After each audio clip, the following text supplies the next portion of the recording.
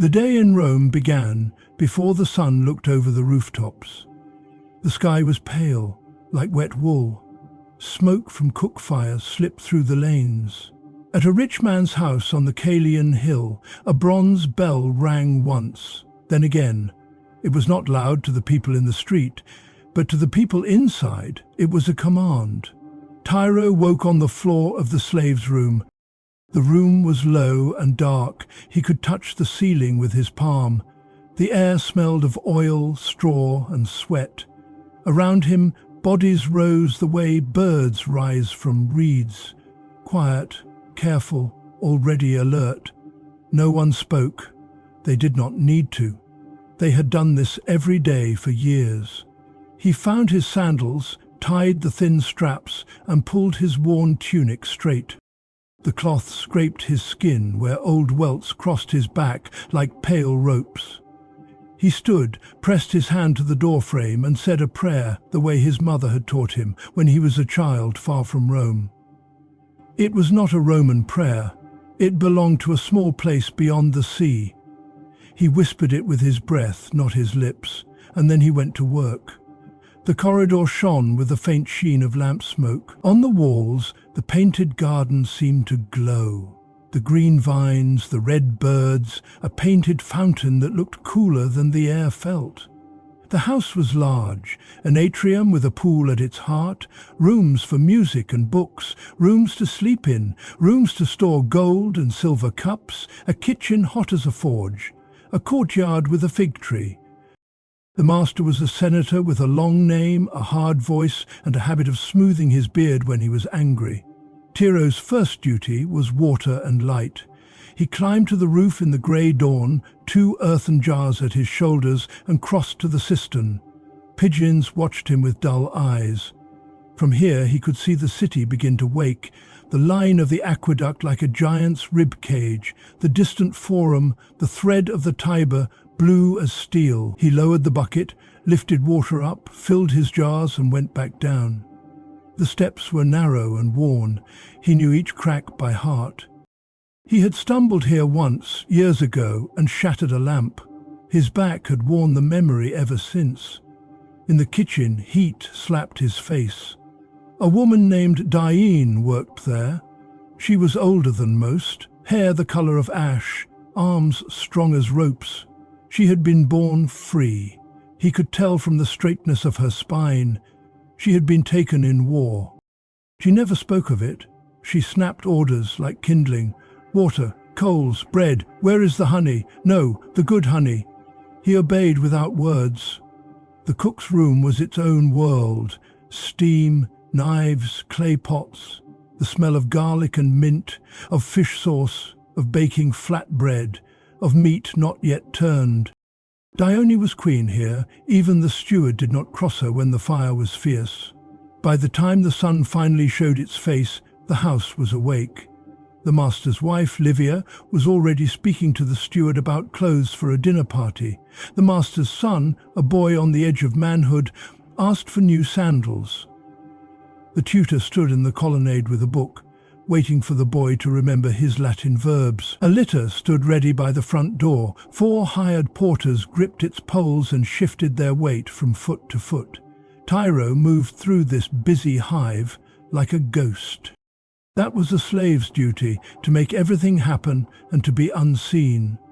He set lamps where the light was weak. He carried water to the small shrine, poured a few drops for the gods, and cleaned the brass until it shone. He scrubbed the floor along the edge of the pool in the atrium, where mineral stains liked to bloom. He did each thing with care, because the house taught care the way a lash teaches speed. In the midday heat, the door to the street opened. 2 men came in with a wooden chest between them.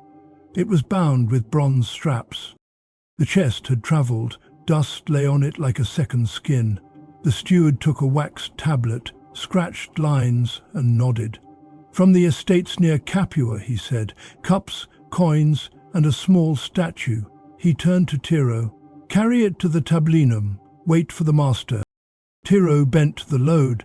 The chest had the weight of stone. He kept his back straight, his steps even, and did not grunt. He did not look at what was inside. A slave does not look at what he is not told to look at. He set the chest where the steward pointed, and then stood with his hands behind his back, eyes on the mosaic floor. The master entered a short while later with a white stripe on his tunic and a smell of the forum on him. Dust, perfume, and the iron scent of clean knives. He was in a good mood. News in the Senate had gone his way. He looked like a man who had just tasted a sweet fruit. "Open," he said. The steward knelt, worked the strap, and lifted the lid. Inside, straw cradled a small bronze figure of a god, a handful of silver cups with handles shaped like leaves, and a leather pouch that clinked softly. The master's hand hovered over the cups, then the pouch. He glanced at Tyro. "Out," he said. "All but you, Marcus," he added to the steward. "Tyro stays." Tyro stood still as a post. The pouch came open. The master poured coins into his hand, let them fall back, counted by weight without counting. He nodded. "Good." "From the quarry?" "The new men?" "Yes," the steward said. 6 sold, 2 sent to the mines as punishment, 1 boy branded for running. The master frowned, as if the number were too small for his taste. The boy, Fug, on the forehead. "Yes, he will not run far again." "Ah," the master smoothed his beard. It was a small motion. In this house, small motions meant much. He looked at Tyro as if he were looking at a wall. "Take the cups to the strong room," he said. "Bring the statue to the atrium. Livia will like it. Marcus, the pouch stays here." Tyro bowed his head. He reached for the cups with careful hands. He did not let the silver touch. He lifted the statue last.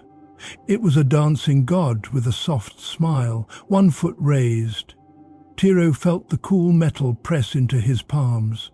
He turned toward the door and almost made it out when the master's voice reached him again. "Wait," the master said. "Where is the smallest cup?" The steward looked into the chest. He sifted the straw. His mouth tightened. He bent deeper, searching. The sound of straw hissed like a snake. He straightened slowly. "There were 6, he said. "There are 5. The air in the room changed. It felt thicker, as if the house had inhaled and would not exhale until the question was answered.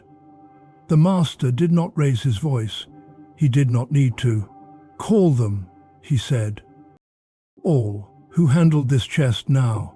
They came, the 2 men who carried it from the street, the porter who opened the door, the boy who swept the floor, and Tyro who had touched it last. They stood in a line with their eyes on the mosaic floor. The steward spoke each name and each man's duty. The master listened as a judge listens. He moved his finger along the edge of the pouch, the way a farmer runs his finger along a blade to test its bite. "Search," he said.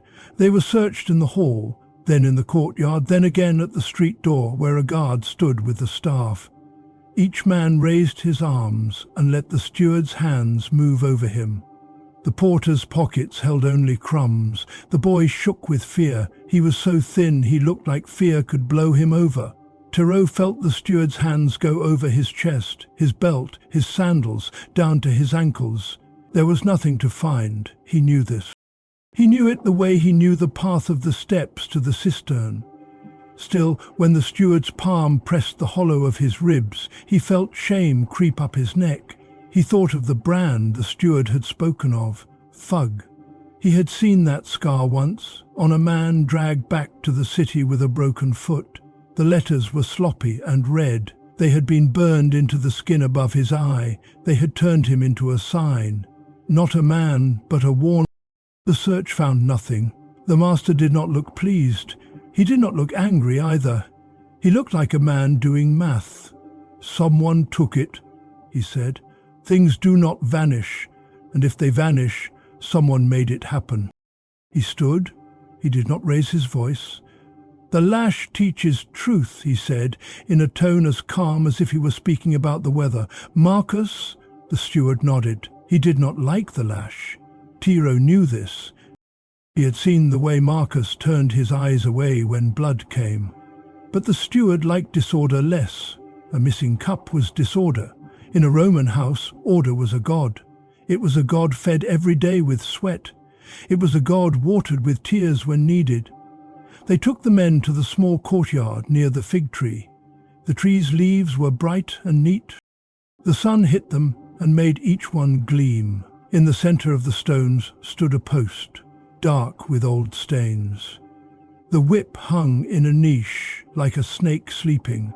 It had many tails. The ends were knotted. In some houses they hid bone or metal inside the knots. In this house the knots were only knots. Only. The word did not help the skin. The porter went first.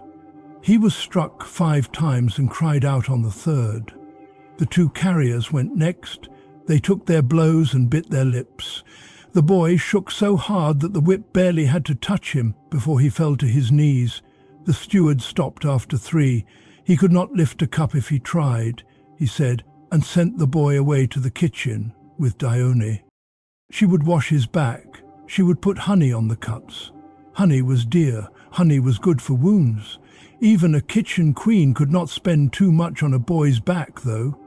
She would use a small amount and say nothing while she did. "Tiro," the steward said. Tiro stepped forward. He looked at the post. He did not look at the whip. He put his hands on the wood. Its surface was smooth where many hands had gripped.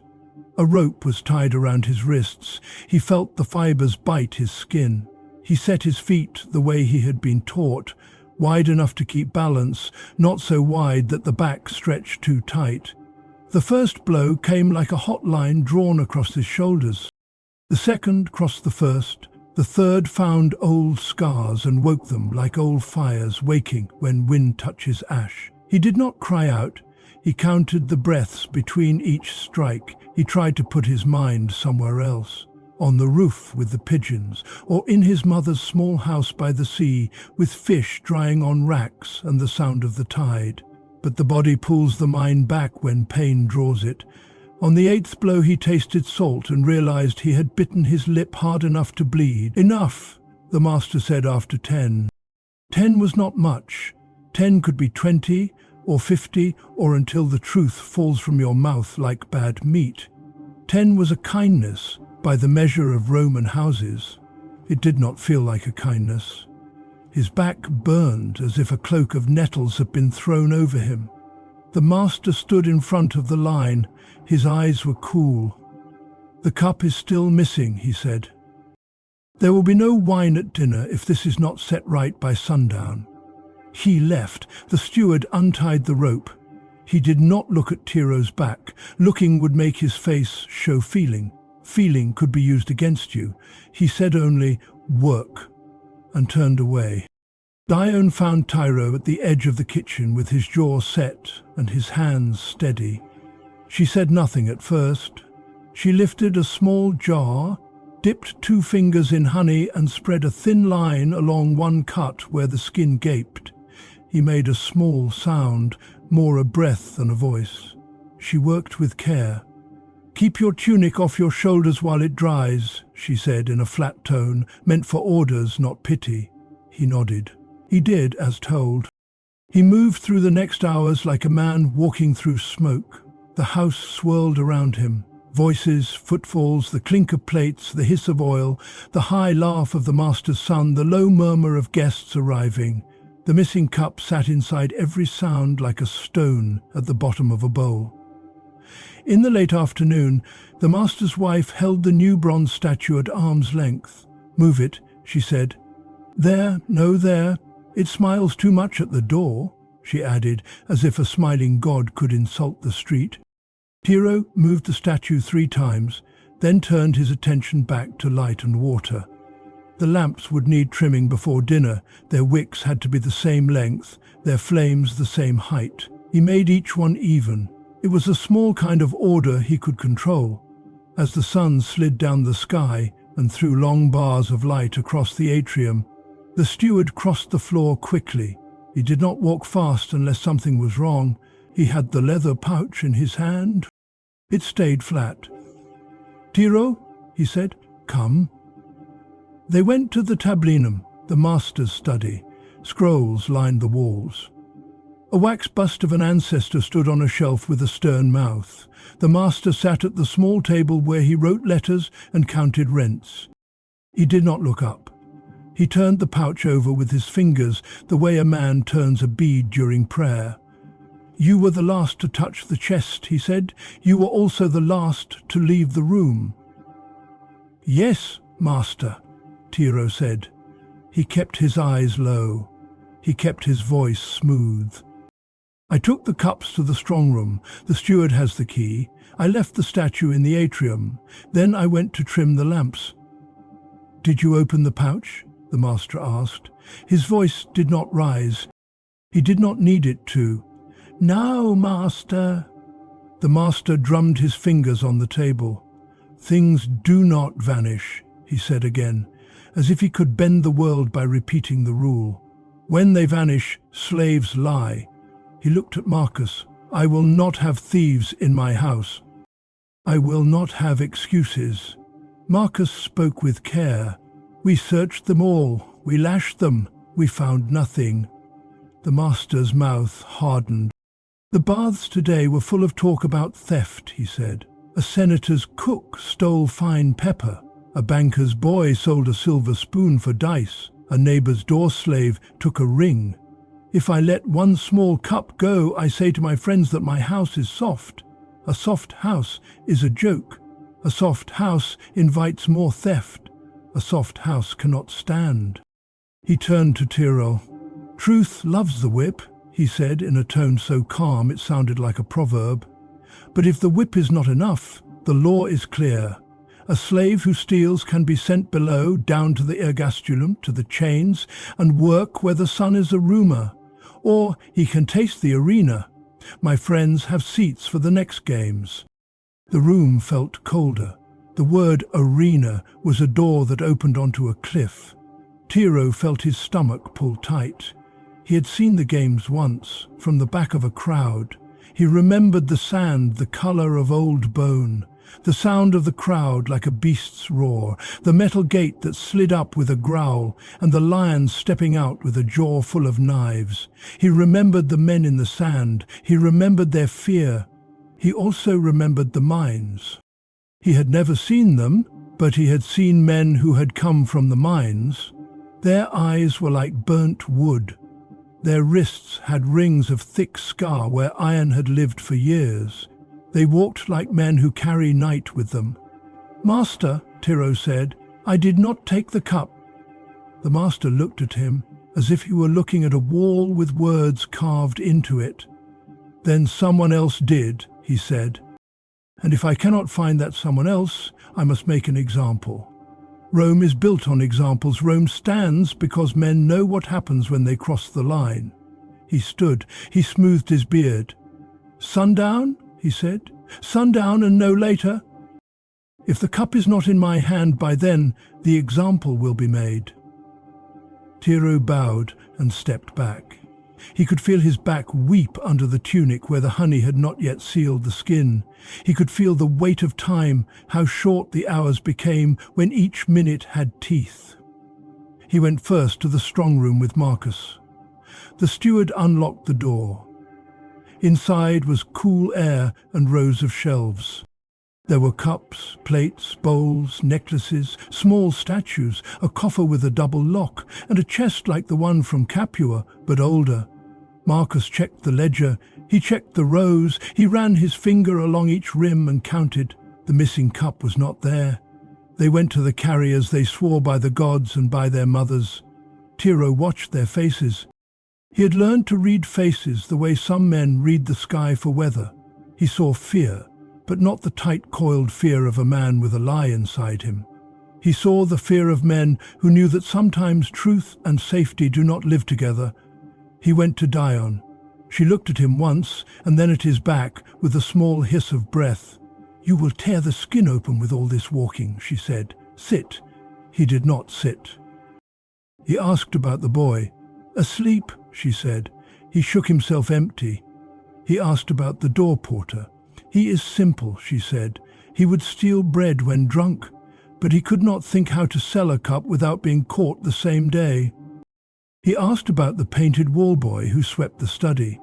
He steals figs, she said, but figs rot fast. Silver does not.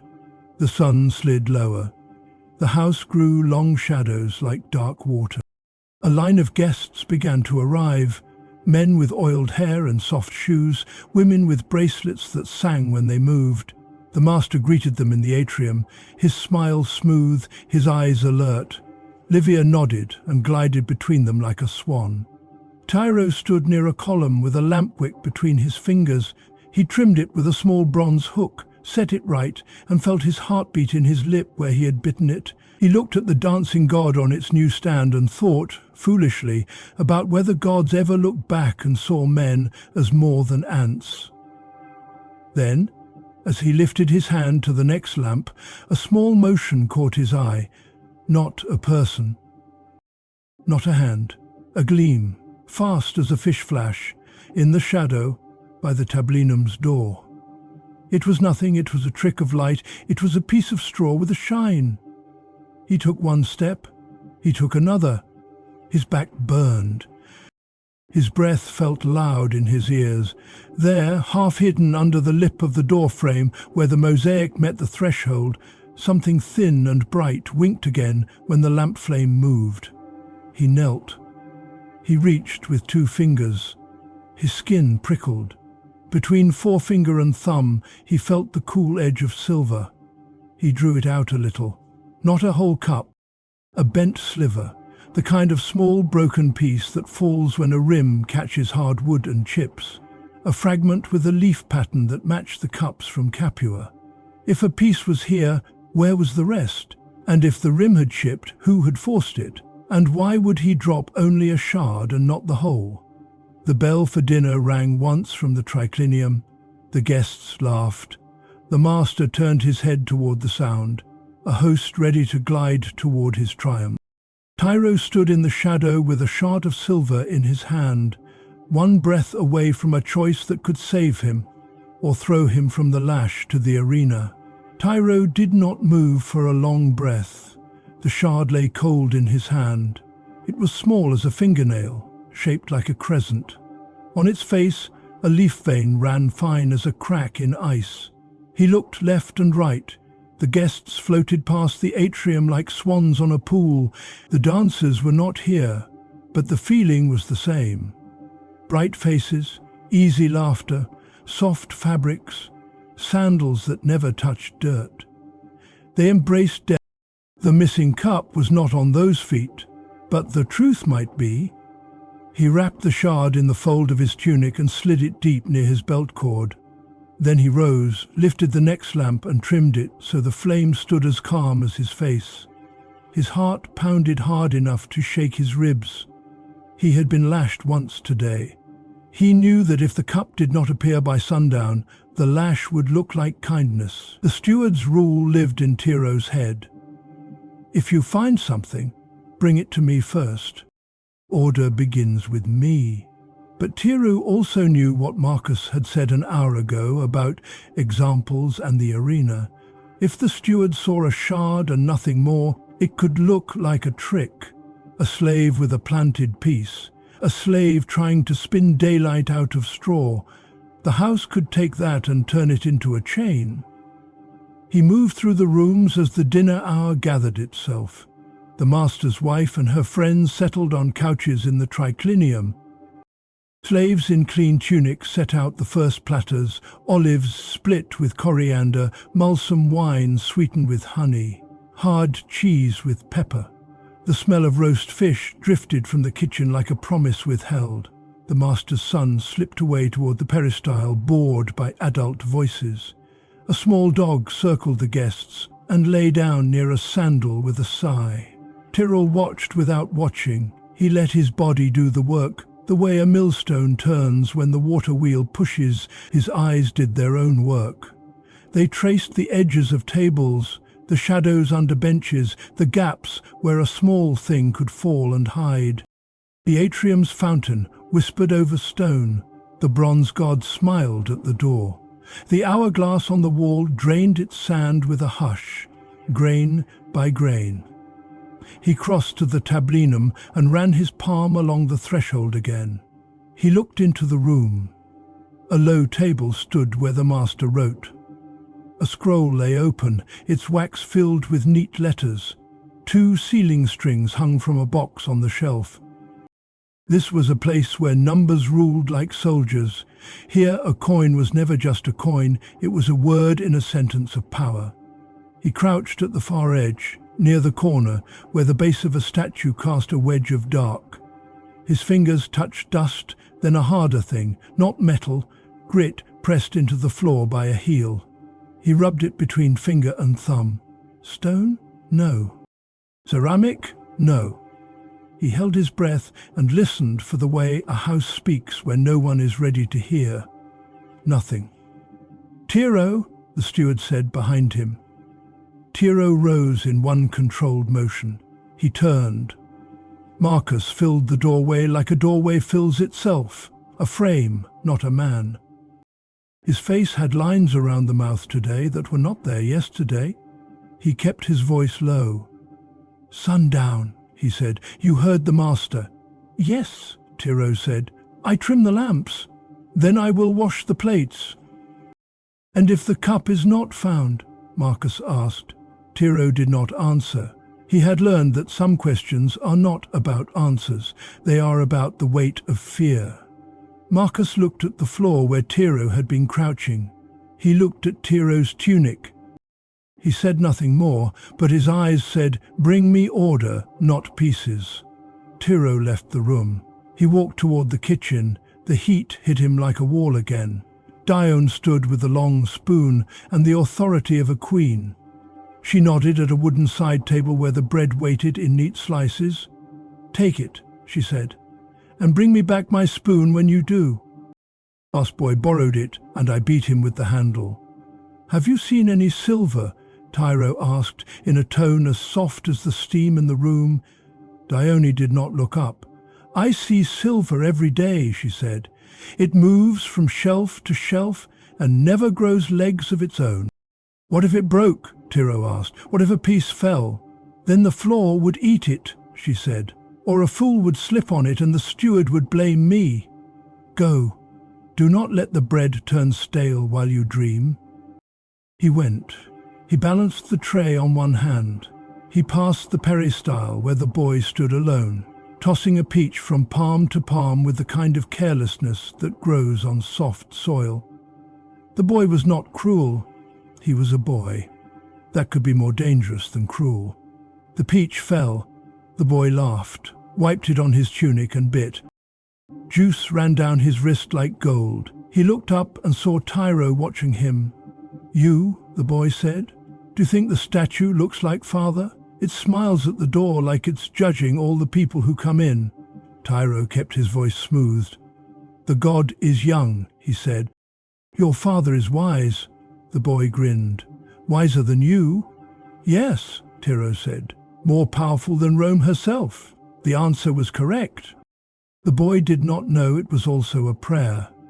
The boy tipped the peaches pit into the fountain and walked away with the lazy gait of someone who does not have to hurry to live.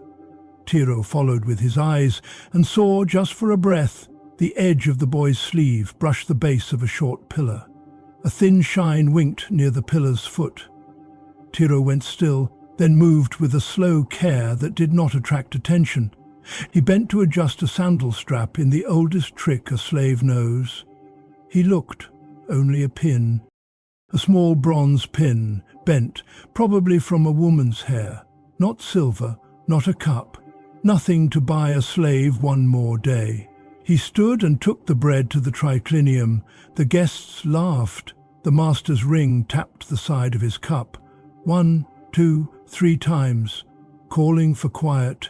"Friends," he said. "Eat. The wine is good this year." He smiled with all the teeth that smiles require, and none of the warmth. To be a Roman senator was to hold the world like a bowl on your fingertips and not spill. Tiro watched the room from a corner as he refilled cups.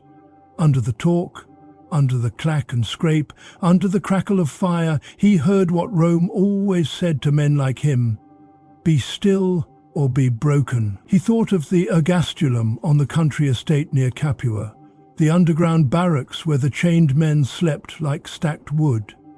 He had not seen it with his own eyes, but he had seen men sent there and not come back, and he had heard the words from farm slaves who did come back once to be sold again.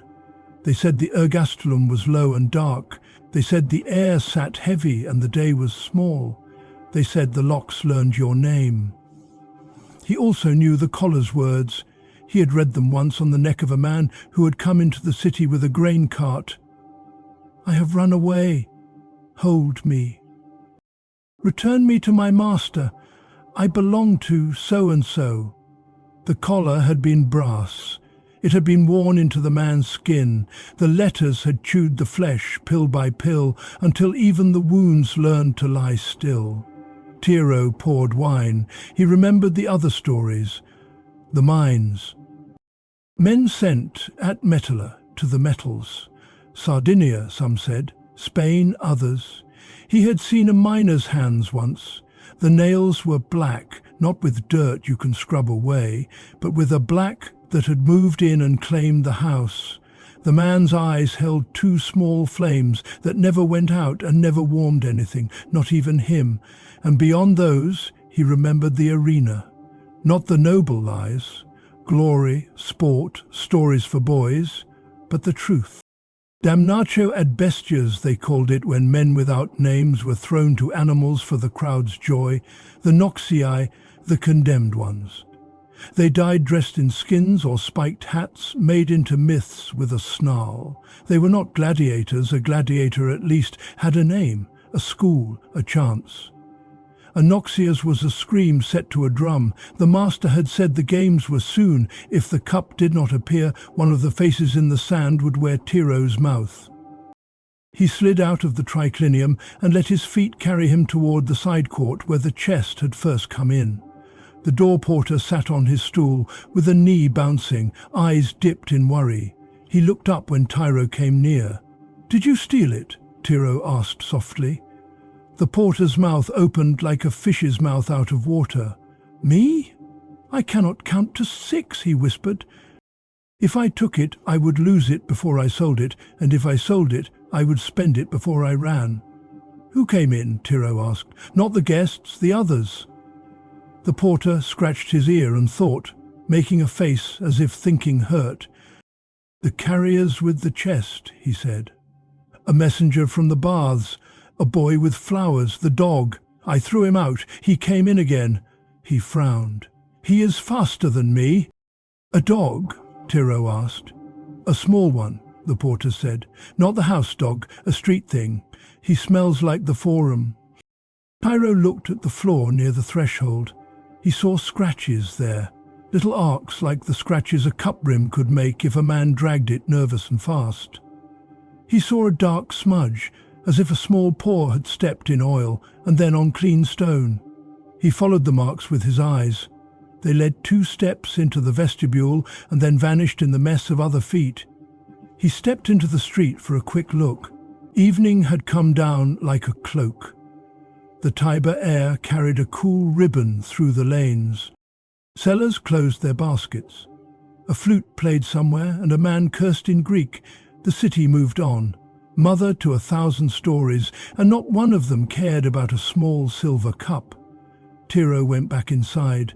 The hourglass last sand whispered down. Marcus would come any moment. If Tiro brought him only a shard, the steward would bring the master only a punishment.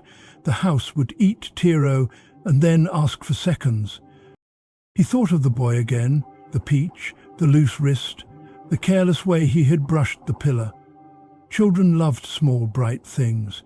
The cup was not small, but its handle was a leaf. A leaf could be a toy. He followed the path the boy had taken, a lazy loop through the peristyle to the family rooms. He passed the little schoolroom where the tutor drilled declensions in dry lines. The door stood ajar. On the table lay a wax tablet, a stylus, a hoop, a handful of gaming knuckle bones. A spoiled fig lay smashed on the floor like a stain from a small disaster. On the shelf a small clay lamp burned, and on the lamp's rim, balanced with great care, was a thin, shining ring. Tiro's breath stopped. He stepped nearer. Not a ring, a curve, a piece, the broken half of a cup's handle, leaf-veined, twinned to the shard in his tunic. The metal had been bent to hook over the lamp's lip, as if someone had been playing to see the fire light up the veins. The heat had smudged the shine. A faint smell of hot silver sat in the air like a ghost of mint. He heard footsteps in the corridor. He scooped the piece from the lamp and slid it inside his belt with the shard. He lifted his gaze as the tutor entered, brows tight. "You do not belong here at this hour," the man said in a voice that loved rules more than boys. "The boy left his writing," Tiro said. "The master calls for him." "Of course he does," the tutor said in a tone that meant the opposite. "The boy calls for food and food appears. He calls for a story and a slave makes a tale.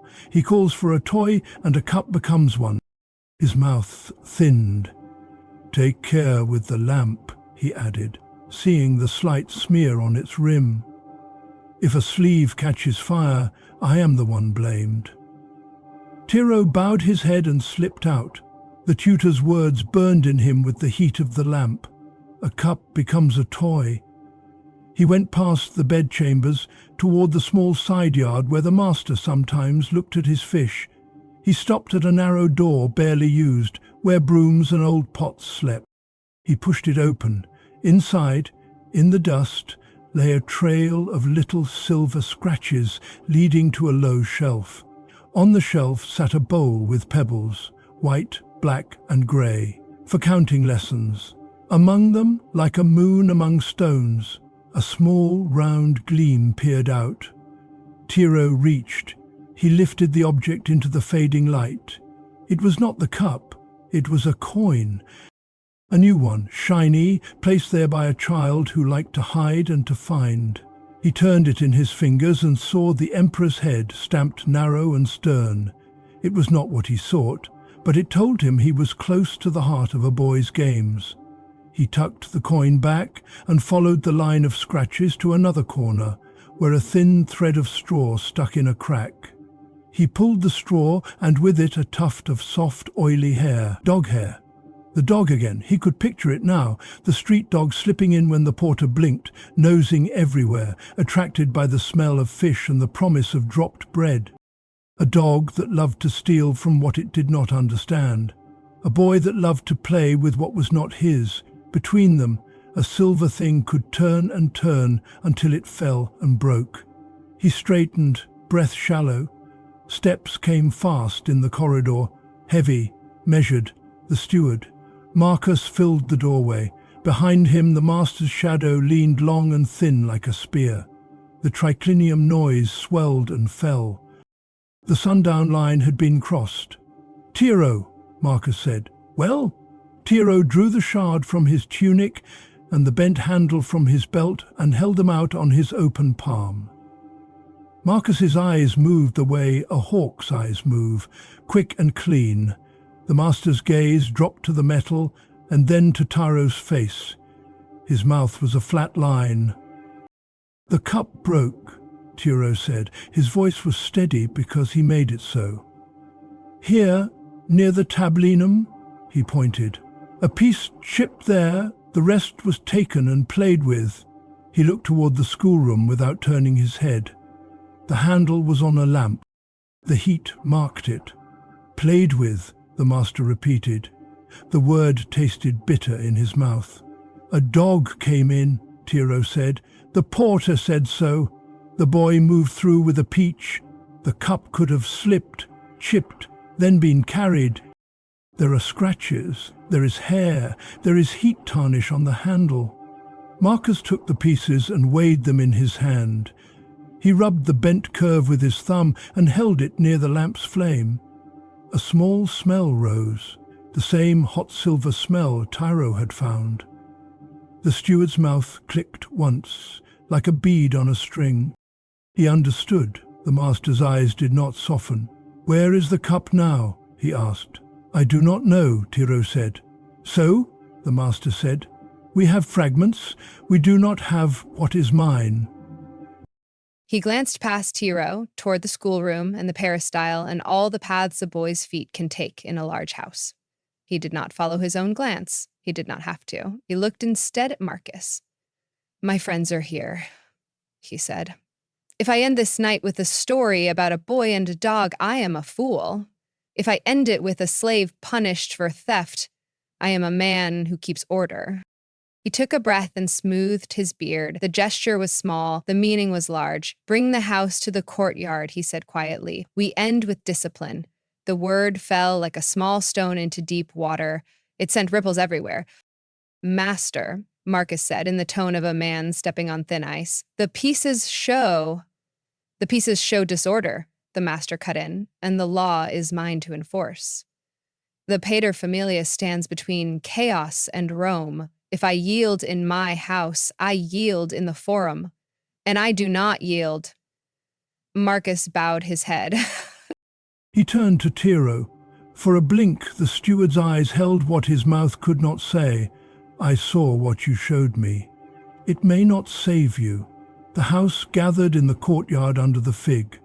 The guests stayed in the triclinium with their honeyed wine and their stories. Laughter bled through the passage like music from another world. In this world, the post waited. The whip hung still. The dog, house dog this time, lifted its head and then lay it back down and slept. The boy stood on the far side, face white, drawn by fear and by the thrill that fear brings to those who do not yet carry its cost. The master came in and stood as still as a statue. He spoke without raising his voice. "A cup has vanished," he said. "I will not be made a fool. I will not be robbed. You were all searched. You all received the whip. Still the cup is gone. Therefore one of you will carry the house's shame into the ring. The next games will have a Noxious from this door." A murmur ran through the slaves, soft and hopeless as wind through straw. Dione's hands clenched and unclenched on her spoon as if it were a staff.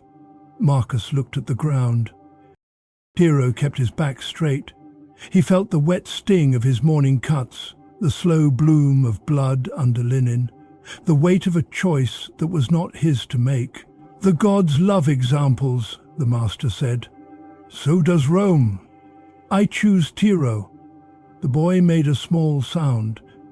It was not a cry. It was the noise a child makes when a toy breaks and he knows it is his fault but does not know how to fix it. His eyes went to his tutor, then to the lamp, then to Tiro's face. He knew. The knowledge grew in his mouth like a stone he could not swallow. 2 days, the master said calmly, as if speaking of weather.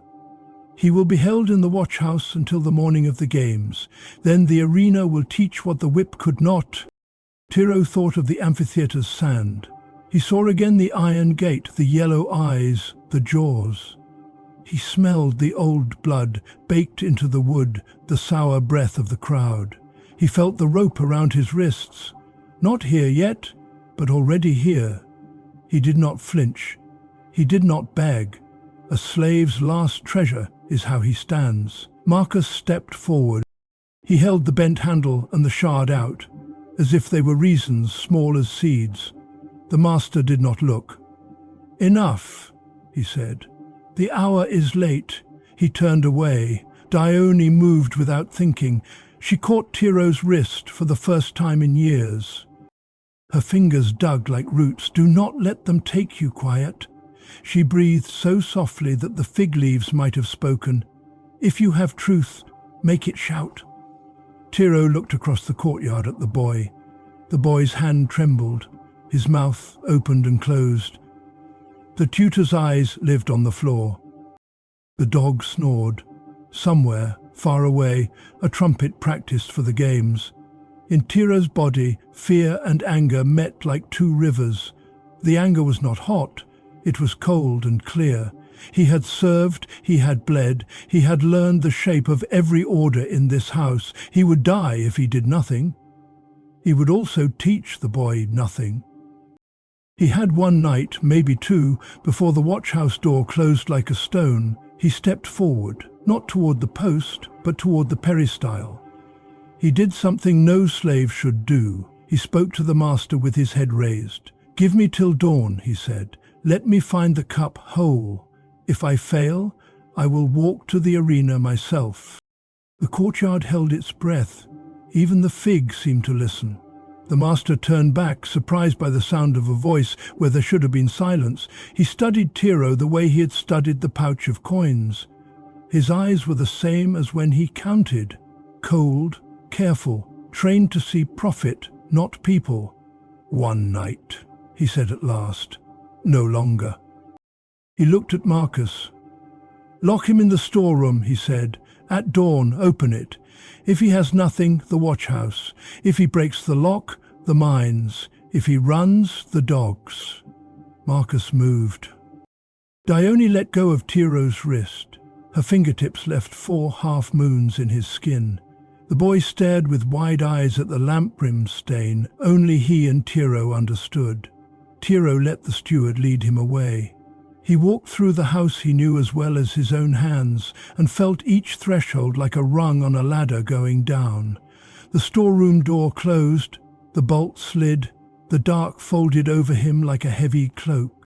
He sat on the floor with his back to a crate and counted his breaths the way a condemned man counts steps to the stake. He had a bent handle, a shard, a smear of heat on a lamp, dog hair on straw, and the thin courage of a boy who might speak or might not. He had one night. The city sighed outside. Somewhere in the street, a small dog barked twice, then fell quiet. Tiro lifted the bent handle in his fingers and held it near the crack where a line of moonlight spilled on the floor. The leaf veins glowed pale. He closed his eyes and saw the house as if from above. The atrium with its pool, the triclinium humming, the tablinum's threshold, the tutor's lamp, the broom closet, the side yard where boys hide coins, the vestibule with the porter's stool, the door that opened to the street where all things go to be lost. He breathed once more and thought, if the cup still lives, where would a boy and a hungry dog hide a bright cold thing that does not smell like bread? At that moment, a tiny sound scraped against the other side of the door, light, quick, like a nose exploring a crack. The storeroom was dark, thick and close. The air smelled of oil, dry grain, and old rope. Tyrrell sat very still with his back against a crate. The bent silver handle lay in his palm. He felt each tiny leaf veined with his thumb. The shard lay beside it, cold as a small moon. Then came that sound again at the door, a soft scratch, a quick breath, a tiny whine. Tiro froze.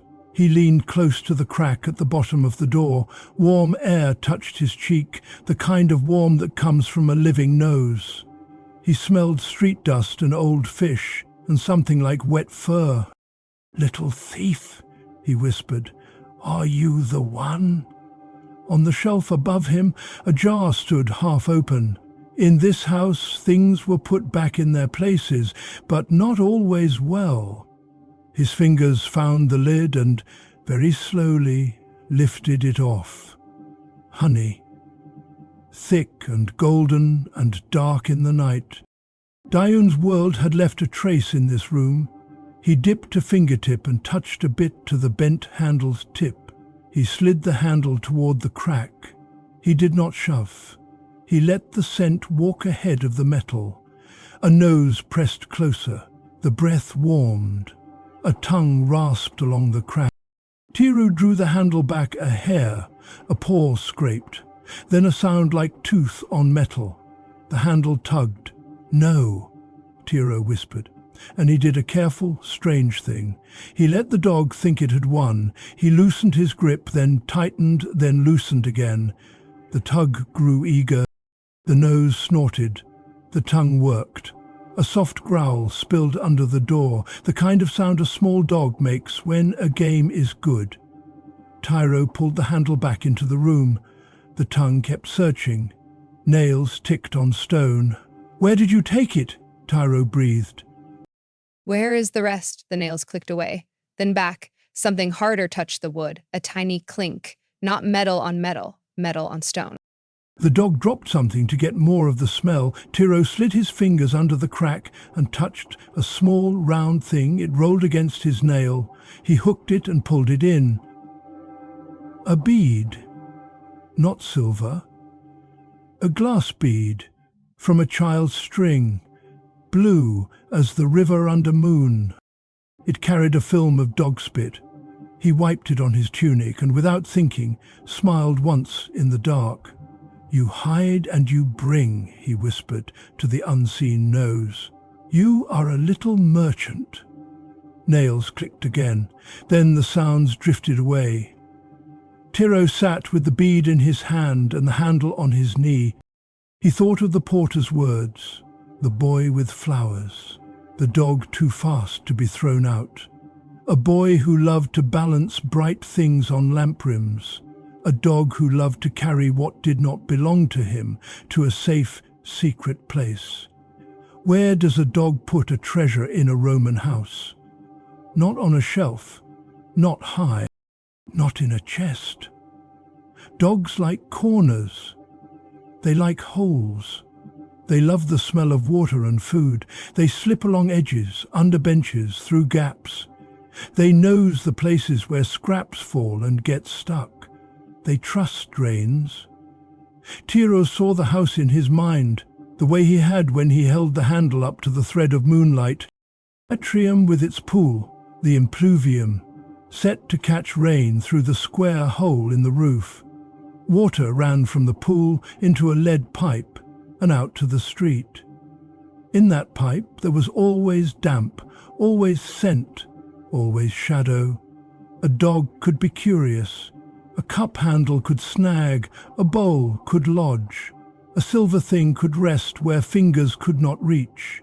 The bolt scraped. The door opened. Marcus stood there with a lamp held low. The light cut a small window into the dark. His face looked older in the yellow. He glanced at Tyro's hands, the bead, the handle, the honey sheen. His eyes asked a question. His mouth did not. "I can find it," Tyro said, standing. "But I must go to the water. The pool in the atrium. Now, before the house wakes." "The house never sleeps," Marcus said, flat as a slate. "But the loud ones are quieter at night." He looked at the hallway.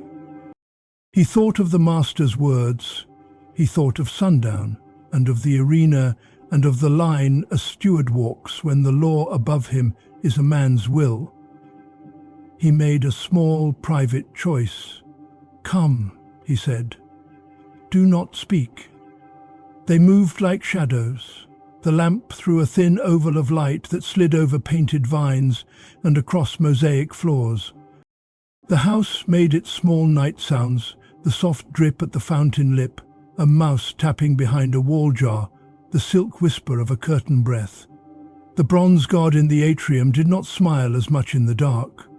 The pool sat still as a polished plate. The sky showed a square of stars above it, bright and far. Marcus set the lamp on the pool's edge. He crouched. Tyro crouched beside him. The water held the stars and the lamp and their faces. Tyro trailed the bent handle's tip along the surface. Ripples grew, rolled to the sides and came back. The tiny waves kissed the stone rim. "Listen," Tyro said. They did. At first there was only water's soft, full sound, then a thinner noise, faint, like a wheeze through a reed. It came and went, the way a breath hides in a pipe. Marcus laid his palm on the stone. "Drain," he said. "Leave the lamp," Tyro whispered. "Bring a hook, a broom, anything, long." And he did not finish. He did not have to. Marcus knew where the tools slept. The steward was back in a moment with a broom, a long iron hook used for lifting braziers, and a coil of thin rope. He glanced toward the triclinium. Laughter still hummed like bees in a garden. The master and his friends were working through their fish and their stories, moving toward the small birds and the big wines. For a breath, the steward's jaw set. He loved order. He did not love waste. If there was a way to end this night with silver, and not Anoxius, he would take it. "Do it," he said. Tyro stripped his tunic to the waist and knotted it high to keep the wet from his morning cuts. The night air ran cool fingers down his back. He lay flat on the stone with his chest over the water and reached down with the broom. He did not stab. He laid the straw like a soft hand on the surface and let it sink a little, then drew it slow toward the drain mouth. He felt for any catch. Nothing, only water. He switched to the iron hook. He lowered it, then lifted it under the drain lip, then pulled gentle. A scrape, a clink, a sound like teeth on a coin. He pulled again. The hook caught something and slipped. He pulled a third time, steady as a man hauling a net that holds more than fish. Something rose from the dark, not much, then more. Then the thing showed itself like a crescent moon in mud, silver, not bright, with slime and grit, bent like a bruised knuckle, but there, a bold curve, a leaf along an edge. The mouth of the tool found the mouth of the drain, the hook clung. Marcus leaned over and slid the rope under the hook's crook to hold the catch. Tiro pulled slow, and then quick, like taking a tooth out in one clean motion. Water barked from the drain as the object came free. The sound was loud in the night. They froze. No one came. The laughter stayed in its room. The house did not wake. Tiro lifted the thing onto the stone rim, and both men stared. It was a cup, broken from its handle, bent at the lip, missing a tiny shard where the leaf had chipped, but whole enough to know it was the one. Dog teeth had marked the rim in two neat small arcs. Under the slime, the silver felt cold and stubborn, like truth that has been under water too long. Marcus exhaled, a sound like a knot loosening. He did not smile. He did not dare. He looked at the cup, at Tiro, at the dark water that had tried to keep the house's shame for itself. He nodded once, an old soldier's nod. "Clean it," he said. Tiro dipped the cup, swished, wiped, dipped again. The slime let go by degrees. Dirt went into the pool. A thin, dark cloud uncurled and then vanished. The cup's veins showed under the water like leaf bones under skin. He raised it and rubbed it with the tail of his tunic. He raised it and rubbed it with the tail of his tunic. The silver did not shine like before. A life had happened to it. But it was enough. He could take this into a room with 20 eyes and say, "This is yours." A scratching skittered on the far side of the atrium. The small dog stood at the shadow line, head tilted, ears up, nose full of honey and water and night. Its sides quivered. Its tail lifted once, twice. It had the face of a thief who wants to make a friend. Marcus hissed under his breath. He lifted the hook, not to throw, but to warn. The dog snorted, then trotted off the way small princes leave when bigger kings claim the floor. Tiro held the cup with both hands. He felt a low, rolling relief in his chest that made him dizzy. It was not joy. Joy was for men who owned their hours. This was the feeling a man has when the rope goes slack for a second while still around his neck. "Now we wake him?" he asked. Marcus shook his head at once. "No, we wake the wife." Tiro blinked. "Livia runs the house," Marcus said, voice low. "He runs the city. She speaks the language of plates and lamps and guests and shame and saving face. If she smiles at him in front of his friends with a cup in her hand, he becomes the man who never lost it. If we put the cup in his hand in a dark study, he becomes the man who almost did and had to be saved by slaves. He does not like that story. He said the last line like a lesson. It was one. Rome had many laws. Some were written, some were spoken. Some lived in the spaces between men and their pride. They dried the cup. Marcus wrapped it in a soft cloth. He stood. He hid the iron hook under the bench. He took up the lamp and the rope and looked at Tiro's back. "Cover yourself," he said. "Honey can wait. Pride cannot." They went down the quiet hall to the triclinium's side door. They did not go in.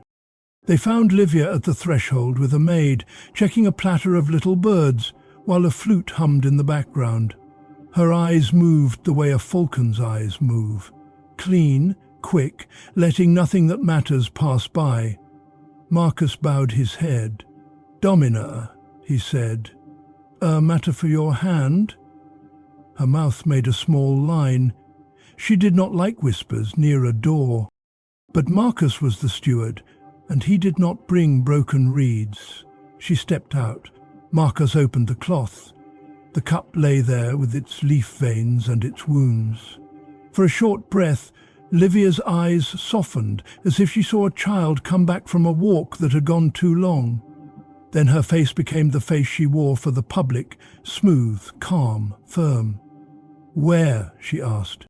"In the drain," Marcus said. "Dog, boy, accident, night." She took the cup very lightly, as if it were hot glass. She turned it so the bent lip faced away from the room. She rubbed the wet with the cloth and blew once along the edge, the way a mother blows dust from a ring and turns it into a story. Then she did a clever, simple thing. She slid the cup inside a folded napkin and nested it with its sisters on the service tray. "Go trim the lamps," she said to Tiro, without looking at him. "Stand by the far wall. Do not speak." Her eyes flicked to Marcus once more. He understood the flick. If this worked, the night could end with wine and a quiet breath. If it did not, the house would still need to stand in the morning. Livia lifted the tray herself. She moved like a queen who is also a dancer. She entered the triclinium through the main door, not the side. Conversation washed around her ankles and then fell back. She went to her husband as if she were going to the hearth. She set the tray down with a small laugh, light as a bell in a mild wind. "Darling," she said with playful ease meant for a room that liked tales, "you worry too much.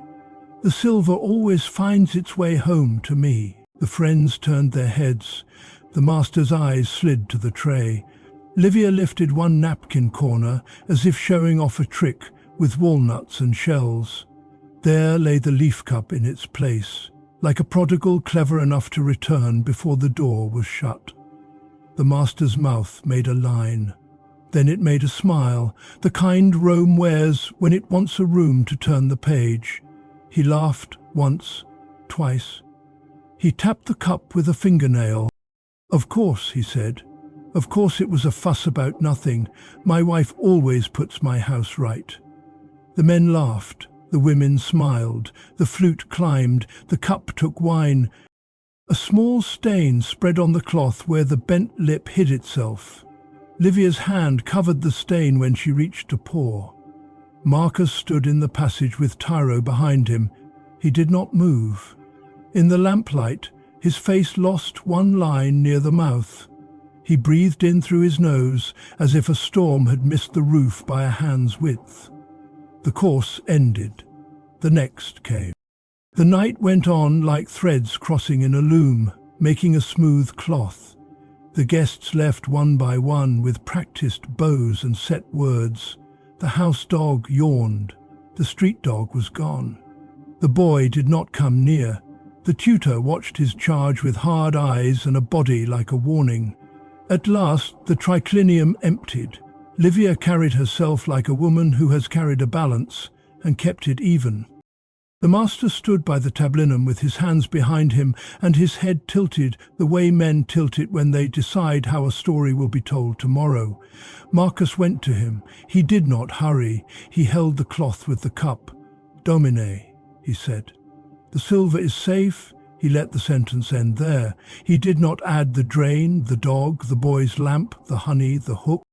He did not add the 10 lashes on Tiro's back that morning, or the word arena whispered in the courtyard like cold steel.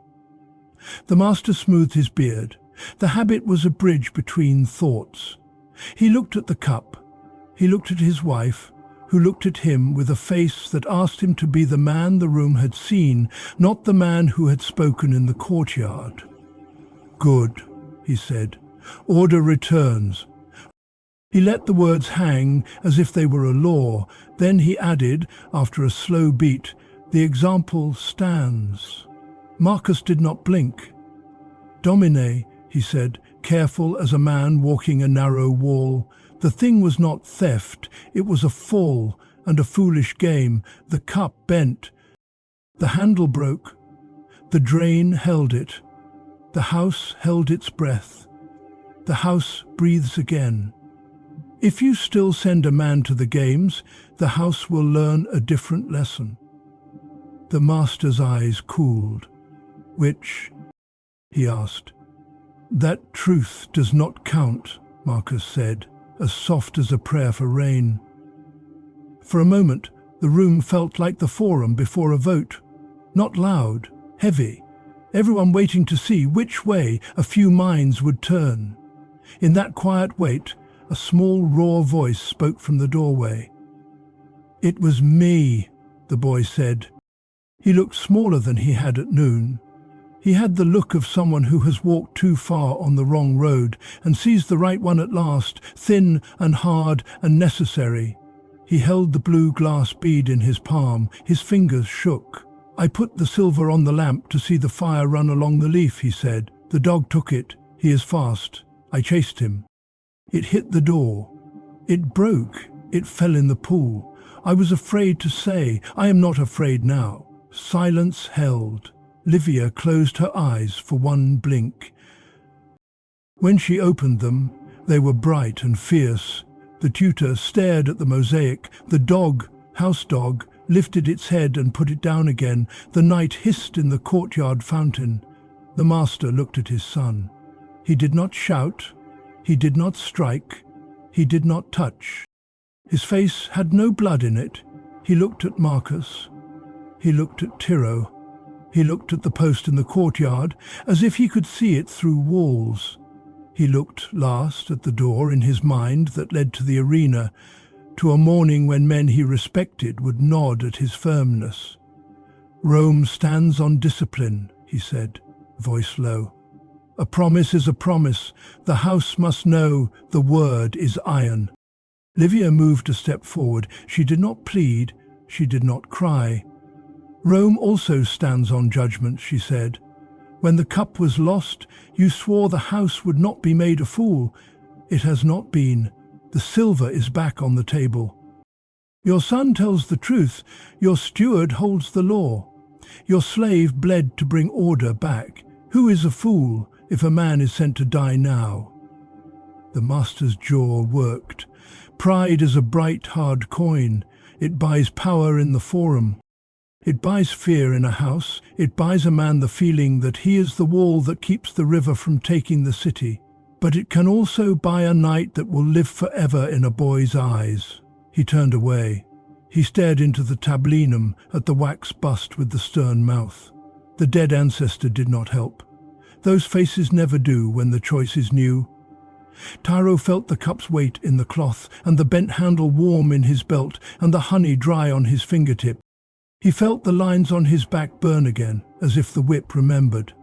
He did not beg, he did not bend. He stood very straight, the way a man must when he does not own his body, but wants to own his end. At last the master spoke without turning. "He does not go to the arena," he said. Marcus breathed out. Livia did not move. The boy swayed. The master finished the sentence like a man who will not leave a field only half ploughed. "He goes to the country estate. 2 months in the ergastulum. Chains at night, work by day. Then we will see." Marcus closed his eyes for a blink. He opened them and bowed. "It will be done," he said. The words fell into the room like a cold rain. Not death, but not free air. The underground barracks were not stories. They were stone and iron. Men left pieces of their life there, the way clothes leave threads on thorn bushes. Livia stepped between her husband and the dark study. She touched his sleeve. It was a small touch. He did not move away. That was something. She looked at Tiro. In her eyes was the kind of thanks a person in her place could afford. Silent, real, not enough. The boy stared at his feet. Tears stood without falling. He did not look at Tiro because he could not. Shame is a hard shackle when you are young. It weighs the neck and bends the head. Tiro bowed and said, "As you command." He did not look at the boy either. Mercy is not always to meet a child's eye. Sometimes it is not to ask him to bear the look. Marcus led Tiro out. The night air felt wet and thin. They passed the fig. The post stood in the moonlight, a dark finger pointing at a sky that said nothing back. The steward stopped by the impluvium. He looked at the drain. He looked at Tiro's hands. "You kept your word," he said. "I had to," Tiro answered. Marcus nodded once. "At dawn," he said, "we go." He left Tiro in the storeroom again, but the door did not slam. The bolt slid with a soft, sad sound. The house slowly folded itself into sleep. The last guest's sandal scuffed. The last lamp burned down. The little dog found a corner and curled into a tight, warm circle, with a secret no longer its own. Tiro sat with the bent handle in his fingers and felt his night shrink to a point where paths split, one down into earth and chain, one towards something he could not yet see. He thought of the mines, the chains, the narrow air. He thought of a different path, a man who knows the law not because he writes it, but because it is hammered into his skin, bone by bone. He thought of all the men whose names Rome never learned, whose hands made Rome's stones smooth. He rested his head against the crate and listened to the drop, drop, drop in the court. He did not sleep. He waited for a thin light that would carry him away from the house he knew, but on the other side of the door by the crack, the scratch came again. The nose pressed, the breath warmed the wood. Then, very softly, something small slid under, kissed his fingers and stopped. It was not glass this time. It was not silver. It was leather. A narrow strap with a broken end. On the strap, in tiny letters, someone had carved a name, too small to read in the dark, but there, a dog does not write. A boy does not cut letters so small. A strap like this holds a purse. A purse holds coins. Coins make men bold. If the drain kept the cup, what did the strap say about the hand that tried to take the pouch? The leather strap lay warm from the dog's mouth. It was narrow, cut clean, with a broken tongue where a buckle once gripped. Along its length, tiny letters had been scratched with the point of a nail. In the storeroom's dark, the marks were a whisper. Tiro ran his thumb over them and felt each one like a small bump on a road. He lifted the strap to the crack where moonlight leaked and held it there until his eyes watered. The letters came slowly. He knew letters, the way a man knows stars, enough to find a path, not enough to name every light. The cuts spelled a short word, then a longer one, Felix Balnea Felix, a name as common as dust. Balnea, baths, a purse strap from the baths. Tiro closed his fist around the leather and sat with his back to the crate. The boy had said the dog took the cup, but earlier the steward had poured coins into his hand and the pouch had sung. The master had an ear for coin. The porter had spoken of a messenger from the baths. The strap was a missing tooth from a mouth that had bitten where it should not. In the dark, the shape of the truth grew bones. He did not sleep. He waited until the grey hour when night loosens its hold and the city lifts its head. At first light, the bolt slid, the door opened. Marcus stood there with a key and a tired face. Behind him, 2 men from the watchhouse waited with cords and short staves. The cords were not chains. Not yet. Rome liked ceremony. The chain would come at the country estate, after the road taught the prisoner to walk at the right speed. Up, Marcus said. Tyro stood. He slipped the strap inside his belt, flat against his skin, where the leather could learn the shape of his hip. Marcus saw the motion. His eyes asked without asking. Tyro's eyes answered without words. Later. They crossed the atrium. The impluvium lay dark and still, clean now, as if it had never held a secret. The bronze god smiled, a little more in the morning. The house smelled of last night's wine and the new day's bread. Livia stood by the door to the women's rooms. She did not speak. She looked at Tyro and then at Marcus and then away, as if to look too long might break something fragile that needed to last. The master did not appear. Senators did not wake to see small punishments off. They woke to letters and votes and men with urgent hands. A rule lived under the roof. A paterfamilias could do anything to a slave, but he did not have to watch. The law spared him his own face. The boy stood behind a column. Tyro did not turn his head, but he felt the heat of a child's shame like a small fire at his back. He kept his shoulders square. The door opened. The morning air smelled of charcoal, frying onions, and wet stone. The watchhouse men tied the cord around Tyro's wrists. Not hard, not soft. They were men who measured with their hands.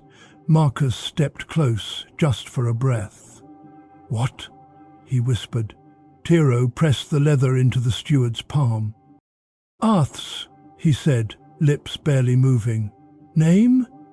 "Felix." Marcus did not look down. He closed his fingers as if taking a coin. "I will go," he breathed. Then the cord pulled. Tyro stepped into the lane. The porter watched him go with a face like a shutter. The little street dog trotted after for 3 steps and then sat, head tilted, as if the game had ended and a new one he could not play had begun. They took the road that slid along the Caelian, down toward the Forum, then turned toward the Capuan Gate. Morning rose around them, hard and bright.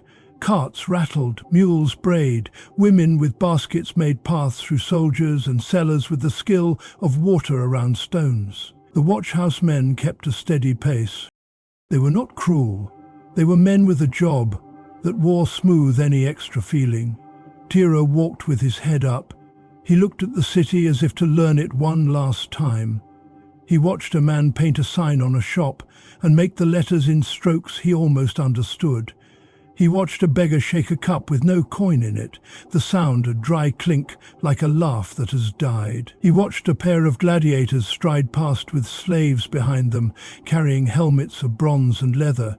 But even those men, with their names and cheers, were property. The difference between a shout and a whip was smaller than it looked. They passed a wall where someone had scratched a poem. He read what he could. It said nothing about mercy. At the gate, the world widened.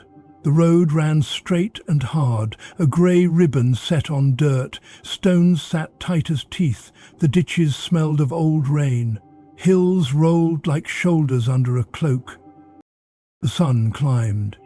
Sweat stung the cuts on his back where the honey had dried. The cords rubbed his wrists until the skin burned. The men set a pace a mule could keep. The miles rose and fell under his feet, dull and loyal. They stopped at a roadside shrine where a carved fat god stared with a smile that promised luck to men with coins. The watchhouse men drank from a skin and handed it to Tyro. He drank, careful not to spill. Water ran down his chin and into his tunic, cool as a kind hand. "You from the city?" one of the men asked. He had a scar on his cheek like a finger drawn in ash. "Not born there," Tyro said. "None of us are born where we end," the man answered without anger. They walked on. Around noon, dust rose ahead. A file of chained men came toward them. with 2 guards and a cart full of sacks. Each man wore an iron ring on his ankle, connected by a short length of chain to the ring of the next. They moved in a rhythm learned from pain. Step, lift, set, step, lift, set. Their eyes were low, their mouths were the color of dust. One looked up and met Tiro's gaze for a breath. In his eyes burned a small, stubborn light, like a coal that refuses to go out. "Eagle stabulum," the other watchhouse man said as they passed, nodding at the chain. "Night there, day in the fields or the press, depends on the master. Some use the crank, some use the lash. All use the dark. Does anyone leave?" Tiro asked. The man with the cheek scar made a face that was not a smile and not a frown. "Some, enough to keep hope alive. Not enough to call it a plan. They stopped when the sun bent and the shadows grew long. They ate bread, hard cheese and a few olives." Tiro chewed slow. He thought of Dion's spoon and her thin line of honey, and the way she had said, "Truth, make it shout." He thought of Marcus's fingers closing over the leather strap, the way a lock closes over a door. He thought of the name carved in letters, small and sharp. He thought of baths. The country estate lay on a low rise with a stand of cypresses like straight spears. A wall ran around it. Inside, fields spread. The dull green of olives, the bright green of a vegetable plot near the well, the pale stubble of a field just cut. The villa house had a red roof and white walls stained with weather. Near the back, half sunk in the earth like a wound, the ergastulum opened its mouth. They took Tiro first to the overseer. He sat at a table under an awning, a man with a face like old leather and hands that had forgotten softness. He wore a small rod at his belt, not a whip. Here men were hit with what was near, and what was near was wood and stone. "Name," the overseer said. "Tiro." "Owned by?" Tiro said the master's name and the long names that followed it like flags on a pole. The overseer nodded, wrote with a stylus and spat. "2 months, the watchhouse man with the scar said. "Then the steward will send for him. The master chose chains at night, field by day." The overseer grunted. "The field teaches men to be small," he said, as if reciting a charm. He stood. He walked around Tiro once, not fast, not slow, like a farmer circling a mule he had just bought. He stopped at Tiro's back. He lifted the edge of the tunic. He saw the welts, the thin honey sheen in the cracks. "House slave," he said, as if the words were a weakness. "We will make you into a man who knows dirt." He nodded to a pair of field hands, both chained at the ankle with enough slack to work. "Bring him," he said. "Give him an iron ring. Put him at 12 paces from the door. If he moves, he learns the length of the chain." They led Tiro down stone steps cut damp with the breath of the earth. The air in the ergastrum was cooler than the day and thicker than night. It smelled of men, iron, mould, and the faint sweet rot of spilt grain. The ceiling was low. A man could stand if he bent his head. Rings were set into the walls at regular intervals, like notes on a straight line. From each ring, a chain ran to a floor staple. The chains looked like thought made heavy. They put an iron band around Tiro's left ankle. It was tight enough to remind, loose enough not to rot flesh in a week. The quick cold bite when metal met skin made his stomach clench. The clink, when it latched his life to stone, was small and private and very loud. "Night here," one of the field hands said. He was a broad man with a face the sun had carved. "Day out, keep your step. Do not talk at the wrong time. Do not sleep early. He likes to count. If you sleep early, he thinks you are hiding strength. What is your name?" Tiro asked. "Gaius," the man said. "Not my mother's name, the name the dealer gave me because he did not want to learn mine." The other man laughed once, no humor. "He gave me Morus because of my skin," he said, touching his arm. "He did not ask if I liked it. Names are like collars. Men put them on you because it helps them forget you had one before." They sat. the ergastulum filled with men as the light died. They came in twos, threes, a string of 5 chained together, a pair of boys whose faces had not yet learned to be stone. The overseer walked the row and counted in a bored voice. He stopped to kick a man's foot because it lay over the chalk line. The man moved it and did not look up. A boy near Tiro coughed a small, dry cough. "How long?" Tyro asked him. "Forever," the boy said, not meaning time, but feeling. The guards went away. The door plank slid into place with a deep, wooden throat sound. The dark settled. At first, the ergastulum was a cage of whispers, names, places, old prayers rubbed like coins. Then silence fell as if poured. Men slept because they must. Tyro did not sleep. He listened to the iron speak to the floor through his ankle. He counted his breaths. He counted the beats between drips of water. He held the memory of the leather strap in his mind like a small fire. At dawn the door groaned. Men rose. The air was grey. A bucket of coarse porridge moved along the row, ladled with a board. Each man took what his hand could hold. Tyro ate and felt the grain paste turn into a warm stone in his stomach. They filed out to the field in lines that knew their place. The chain on his ankle clinked with the step of the man ahead and the man behind, a small music that said, "Together, but not by choice." The day was long and simple. The overseer's rod spoke when hands slowed. The sun climbed and burned and then slid.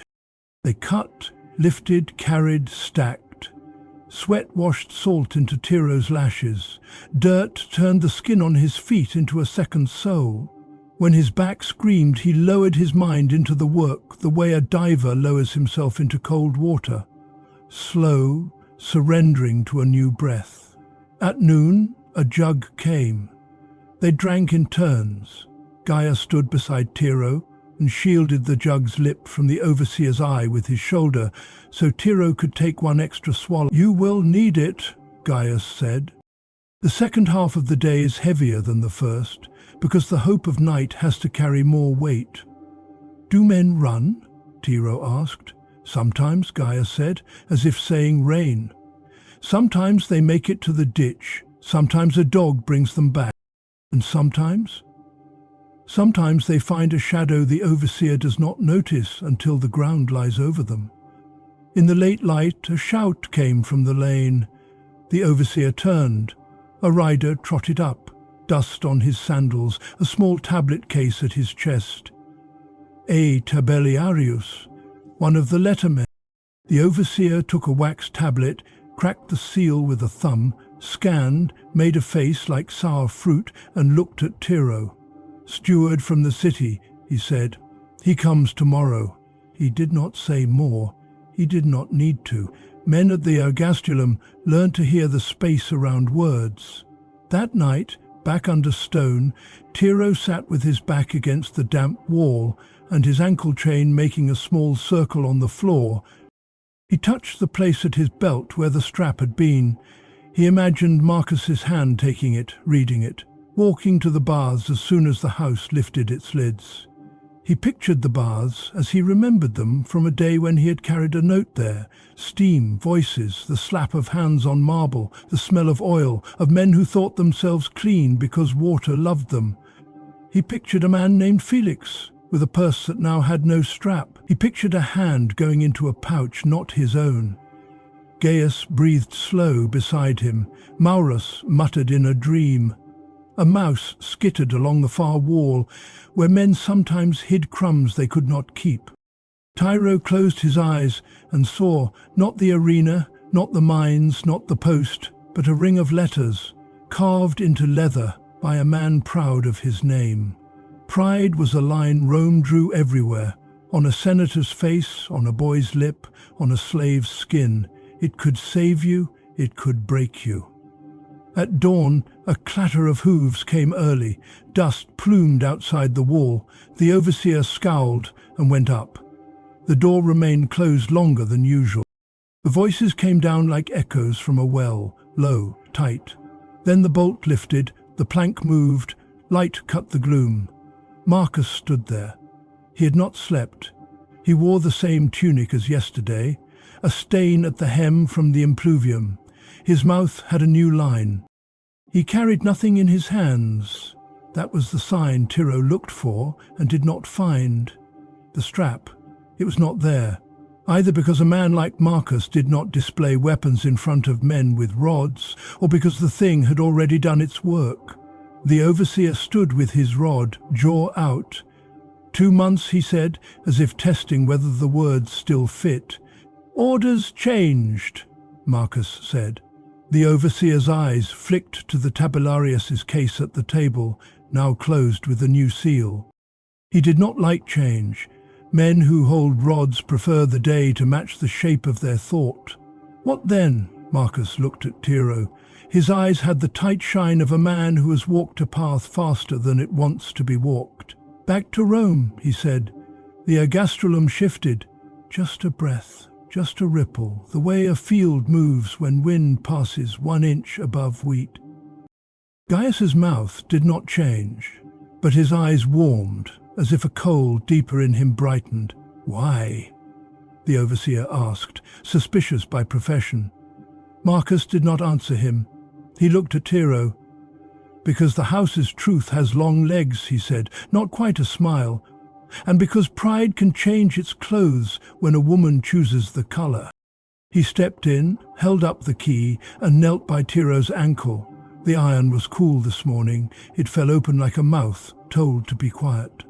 Marcus stood and nodded to the overseer. My master's seal, he said, handing over a small lump of wax with the right imprint. The overseer turned it once, grunted, and spat again, this time to one side, not at a person, a small courtesy. Take him, he said. If he runs, he is yours to chase. They went up into the morning. The cypresses threw spears of shadow. 2 of the watchhouse men, who had brought Tiro out, stood by the lane, the cheek-scarred one and his partner, both with dust on their sandals and the kind of steady patience that makes men good at doing the same hard thing day after day. You again, the scarred one said, not unkind. Me again, Tiro said. They set out. The road felt different under his feet without iron. His ankle felt naked, light, guilty. He did not walk faster. He walked like a man holding a full cup of oil. After a time, with the fields rolling by and the shrines nodding, Marcus spoke under his breath. The strap belonged to a purse from the baths of Titus, he said. Felix is a runner, a Tabellarius's helper, and a cut-purse when he thinks no one sees. He came with a message to the house last night, at the busy hour. He slipped a hand he should not. When the porter tried to push the street dog out, the dog slipped in and the runner slipped out. The boy played with the bright thing. The dog did what dogs do. The drain did what drains do. And the purse? Tiro asked. In the baths. The doorman knows Felix, Marcus said. Many do. Livius sent a man with coin for truth. Truth came. Felix has a cut on his palm where a buckle broke. He boasted to a friend, too slow to keep a secret. He glanced at Tiro. The friend liked Livia's coin better than Felix's laugh. And the master? Tiro asked. Marcus's mouth made the shape of a thought, not yet a word. He cannot be seen to be weak, he said, but he is not a fool. A boy spoke truth to him. His wife braided that truth into silk. His steward gave him a road to walk that did not make him small in the eyes of men who think small is death. He chose it. Tiro let out the breath he had been holding since the strap touched his hand in the dark. And me. Back to the house, Marcus said. No arena, no ergastulum. Not this time. Tiro stared ahead. The road shimmered where heat and dust made a lake that was not a lake. He felt the cuts on his back, the honey line dried in one, the iron memory around his ankle, the dirt in the creases of his palm. He did not feel joy. He felt a thin, solid thing build inside him like a beam set under a roof that has been groaning. It did not lift everything, but it kept the roof from falling. "What of Felix?" he asked. Marcus's face did not change. "The Vigiles will teach him that a strap can be replaced, but a hand cannot grow back what the law takes," he said. "He will not boast at the baths for a while." They reached the gate in the mid-afternoon, heat heavy as a cloak. The city swallowed them. Voices rose. The smell of the Tiber rode the air.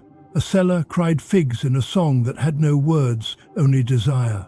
A man in a white stripe hurried by with a boy behind him carrying a bundle of scrolls. A woman scolded a goose that had found her basket. Rome was the same and not the same, a sea that had not noticed one small boat nearly sink. They came to the house as the shadow of the roofline stretched across the lane. The porter watched them with the careful blankness of a man who had learned that faces can be used against you. He opened the door. Tiro stepped inside and felt the cool of the mosaic under his feet, like a blessing you do not trust, but do not refuse. Livia stood in the atrium. She did not open her arms. That would have made everything inside the walls wrong.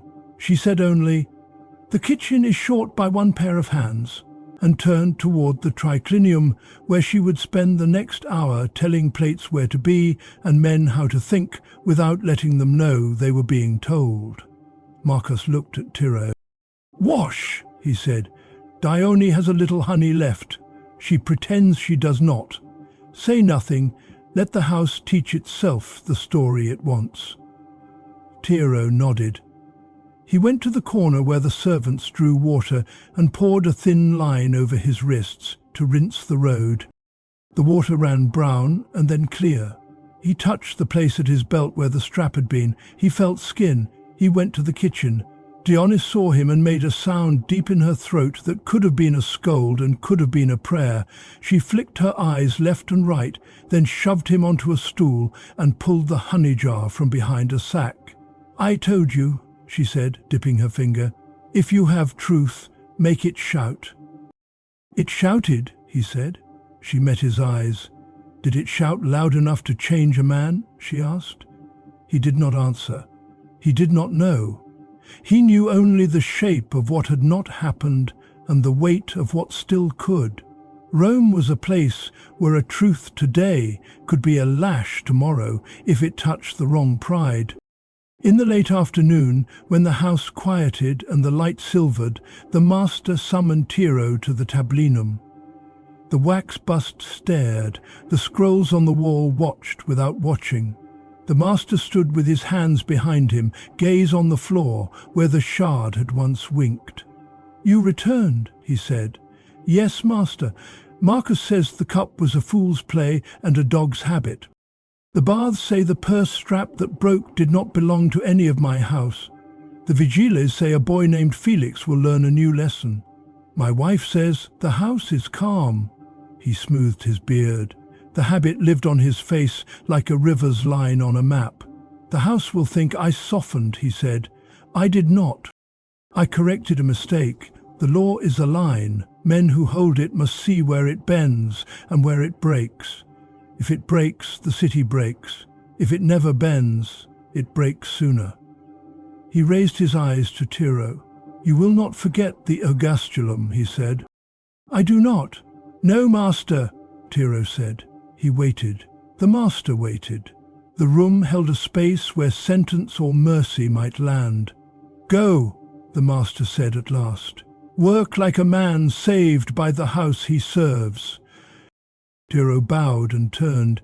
He felt a lightness in his chest, like a door unbarred in a storm. He stepped to the threshold and stopped, not by will, by a small sound behind him. The master had lifted something from the table. A collar, brass. It gleamed with the new shine of a thing that wants to be seen. Letters ran along its curve. "I hear you once looked at a runaway's collar for longer than suits your place. the master said in a voice even as a measured cup. "Read this one." Tiro's mouth went dry. He stepped back. He bent. The letters were neat, tight, cut deep. "Hold me. Return me. I belong to—" The name that followed was not his master's. It was a neighbor's. It was also a promise, a threat, a map of a life. The master turned the collar in his hands. "This," he said, "is sometimes the next correction after chains, a warning, a weight, a line around the neck that says the house is stronger than the man." He set the collar back on the table very gently, as if setting down a drink he might take up again soon. "Do not make me use it," he said. Tiro looked at the brass circle. He saw his future as two roads, one where the metal cooled around his throat, one where it remained only a glint on a table in a room with a dancing god at the door. He bowed again, slower. He turned and walked out, the image of the collar bright in his mind, the honey sting soft on his back, the drain's dark mouth still wet in his thoughts, the leather strap's letters warm in his palm, though the strap itself was gone. In the courtyard, the little street dog had found a patch of sun. It opened one eye at Tiro, judged the world safe for the moment, and slept on. Above, the square of sky was the blue of a cup you could never own. On the far side of the house, a trumpet sounded from the direction of the amphitheatre, a practice call that thinned the air. The games would come all the same. Men would still go into the sand, the city would still cheer. A cup had come home, a life had not yet been broken. But a collar lay on a table, pride had been fed, the law had not gone hungry. Tiro stood by the impluvium and looked down where the water held his face, the sky, and the edges of the house in one trembling picture. He touched the stone rim and thought of all the men whose fingers had worn it smooth. He thought of how close a life can come to ending without the world changing even a little. Then Marcus's step sounded behind him, fast, quiet. The steward's voice was low. "Felix has friends," he said. "A small guild of runners. They like the baths. They like the circus. One of them worked last night's dinner as a hired porter from another house. He wore a borrowed tunic, and he watched the pouch." He paused. "We caught Felix. We did not catch the other." The water in the pool trembled when a breeze touched it. The reflection broke and came back together. Tiro lifted his gaze from his face in the water to Marcus' face in the light. The steward held two things in his hands, a wrapped parcel with the bent handle inside, and a wax tablet with a fresh seal pressed deep. "Livia wants the house quiet," Marcus said. "The master wants the house strong, the vigiles want to fill their cells, the runner wants to vanish, and you—" He stopped. He did not finish the sentence. "For a slave who could not choose—" He held out the tablet. "This is for the neighbor," he said. "His cook lost pepper, his boy lost a spoon. He blames the same ghosts our house blames, but ghosts have names." Tiro took the tablet. The seal was hard under his thumb. He did not know why Marcus was giving it to him. He did not ask. Questions were expensive. Marcus looked toward the street. "If the runner is found first, the collar on the table stays a threat," he said. "If the runner is not found, the collar learns your neck." He turned and walked away. Tiro stood very still.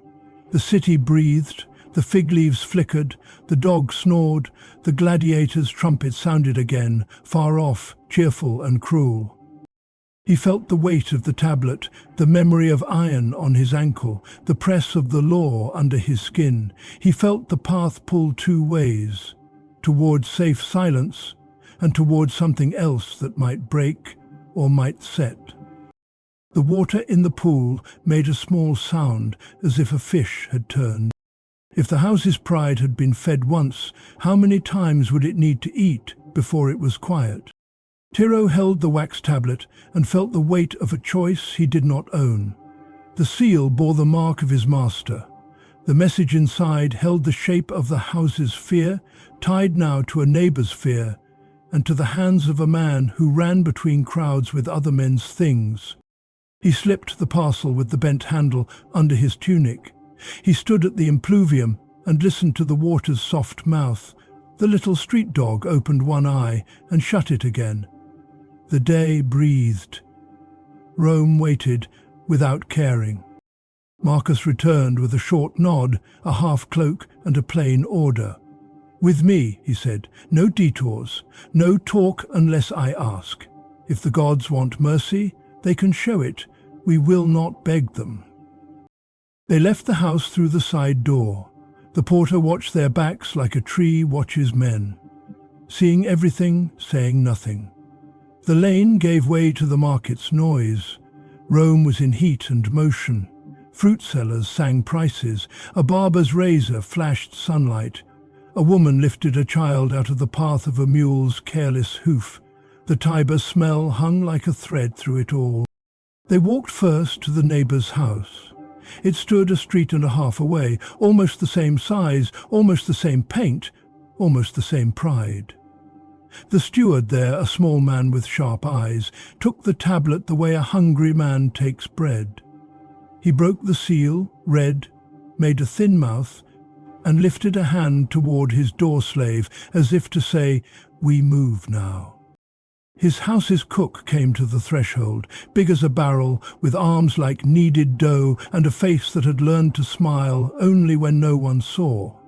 He looked at Tiro for a breath and then at Marcus. He knew them both from years of short nods and heavy days. "Pepper went missing," he said. "We grind less. The boys swear by the household gods they did not take it. It leaves anyway." "Watch runners," Marcus said, "and hands that carry trays between doors." The neighbour's steward made the kind of sound a man makes when he has been warned and does not like being warned. "We will," he said. "We already do." Marcus did not push. Pride was a horse that throws men if they grab too quick. He turned away and motioned Tiro along. "The baths," he said. They crossed the street to a wide building that breathed steam. Men came and went with towels and oil flasks. The door slave at the baths of Titus was a big man with a tattoo around his arm in the shape of a twisted rope. He squinted at Marcus and then at Tiro. "Again," he said. "This house has more thanks and more questions than water." Marcus did not spend his face on a smile. "Your Felix broke a strap," he said. "Who fixes his foolishness when he trips?" The door slave snorted. "No one," he said. "He brags, he gambles, he runs. The Vigilize took him this morning. He cried like a boy and promised to give up friends he does not have." "Did he work a dinner last night?" Marcus asked. "Not here." The door slave scratched his jaw. "But I saw him pass with a hired porter crew in the late afternoon, yellow tunics, worn sandals. One man among them did not fit the trade. His stride was wrong. His eyes counted things." "Where do they go?" Marcus asked. "Up toward the Callian," the door slave said. "Too fine for a man like that to carry through without touching." Marcus nodded, the tiny dip of a man adding a stone to a stack. "Runners, like the circus," he said to Tiro as they left. "Crowd, noise, pockets. They like the baths. They like games. They like doors that open and close with hands full." "The circus is loud," Tiro said. "Loud as smoke," Marcus said. "A thief like smoke." They cut toward the Circus Maximus. Even when empty it felt big. Today it was busy with men fixing benches, sellers staking places, boys racing barefoot on the sand, shouting as if they owned the whole lap. The spina, the long barrier down the middle, stood as stern as a road. The obelisks threw thin shadows.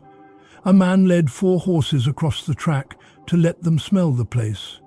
Their nostrils flared, their skins shone. Marcus's eyes moved like hawks over wheat. He looked for yellow tunics, for sandals with a certain wear, for the way a head turns not to greet but to scan. He watched hands more than faces. Hands tell the truth faster. Pyro watched too. His eyes had been trained by fear and service.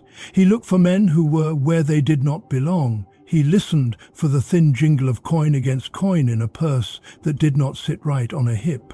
He saw a man with a scar under his ear flick his fingers in a signal to a boy across the way.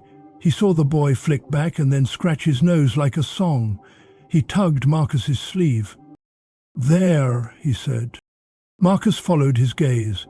The boy wore a yellow tunic, too clean for his face. He carried a coil of rope and a small wooden wedge, like the ones men use to prop litters. He walked like a servant and watched like a wolf. The scarred man's ear had the color of old wine. He leaned against a pillar and pretended to be a man with nothing to do. Marcus did not freeze. He floated, the way a politician moves through a room when he wants to hear everything and be seen by no one. He let himself be carried by a group of men laughing about horses. He drew near the pillar. He glanced with half an eye. He saw what he needed, the scar under the ear, fingers stained with the kind of oil runners use to quiet a squeak on a hinge, a strap tied on a purse with a new piece of leather, narrow, cut clean. "Do not point," Marcus said under his breath. "Do not stare." He moved away. He let distance build, like a wall.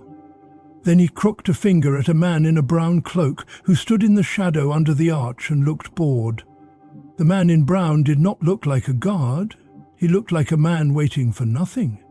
But when Marcus's finger moved, his eyes sharpened. "Vigiles," Marcus murmured. "Third cohort. They like runners the way cats like mice." The man in brown slid over like smoke. Marcus talked without moving his lips much.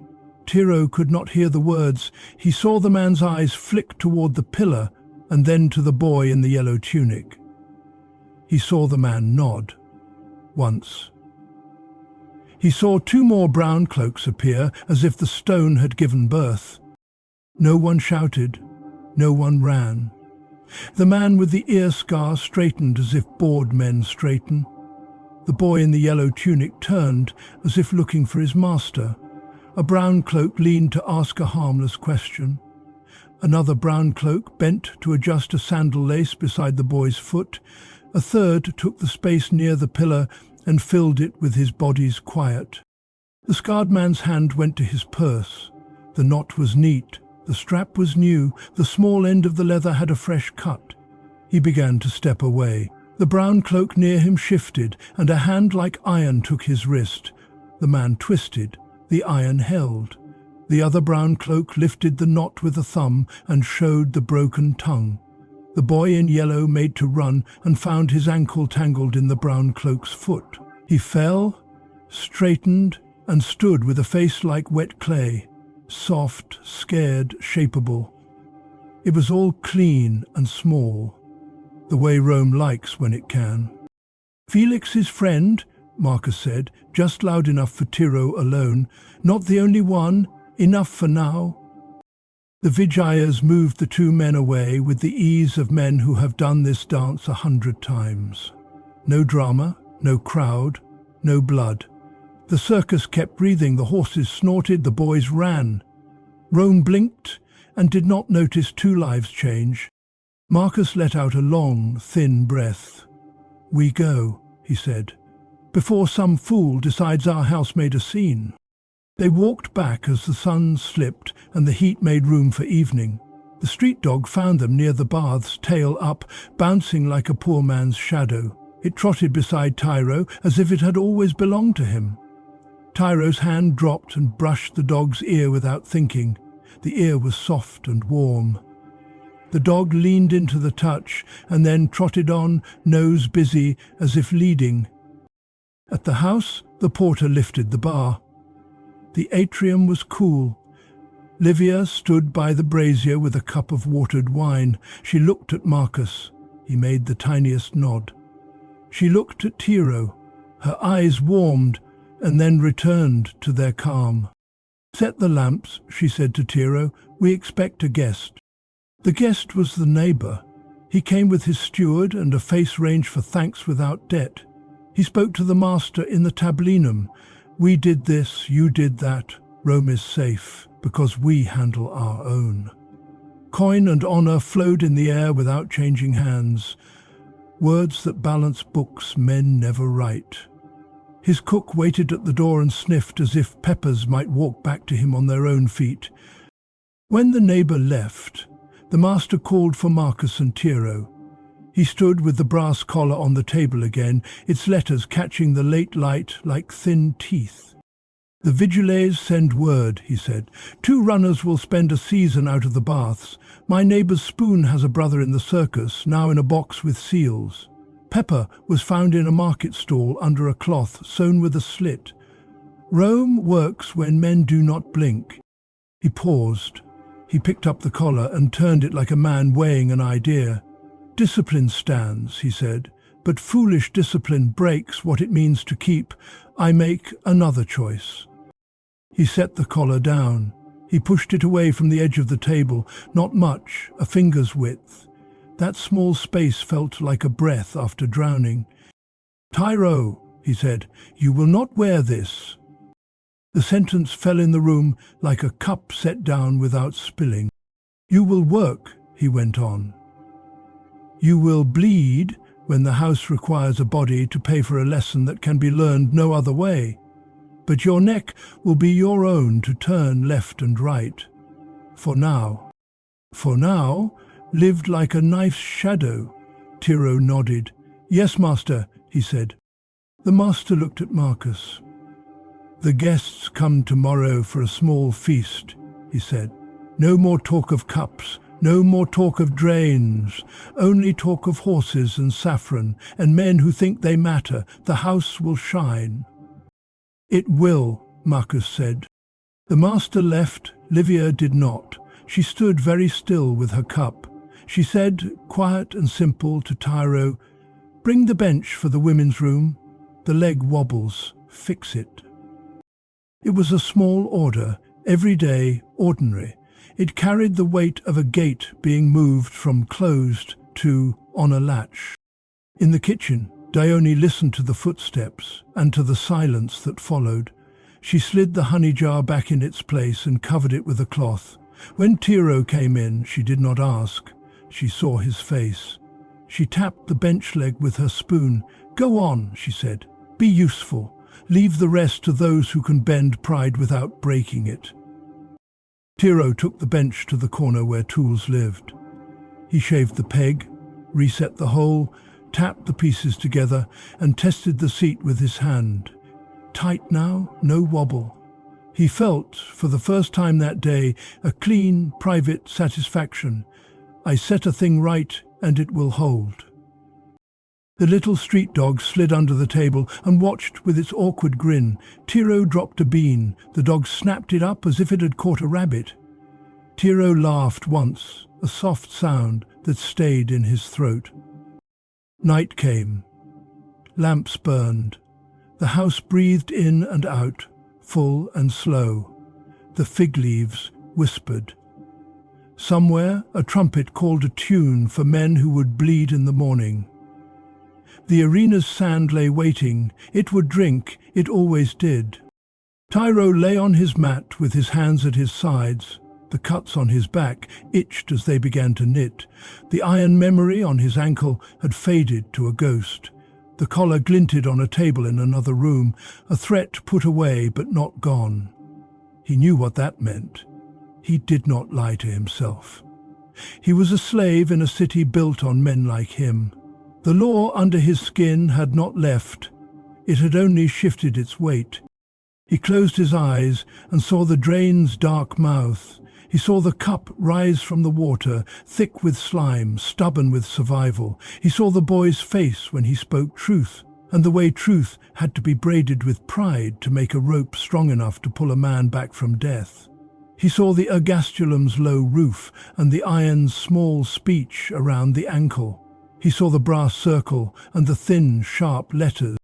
He also saw something else, a steward who could walk 2 roads at once. law and mercy, and who had chosen this time to hold them together.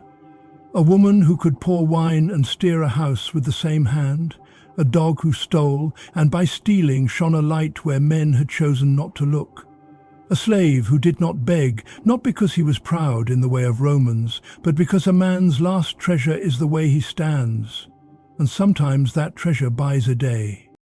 Before sleep came, Tiro whispered in the breath-lying language of his childhood a small prayer for men he would never meet, for the boy in the ergastulum who had coughed beside him, for Gaius with the sun-carved face, for Maurus with the skin the dealer had named, for men led to the mines with black under their nails that no washing could ever clean, for a Noxius whose mourning would not be saved by a cup in a drain or a wife with a steady hand.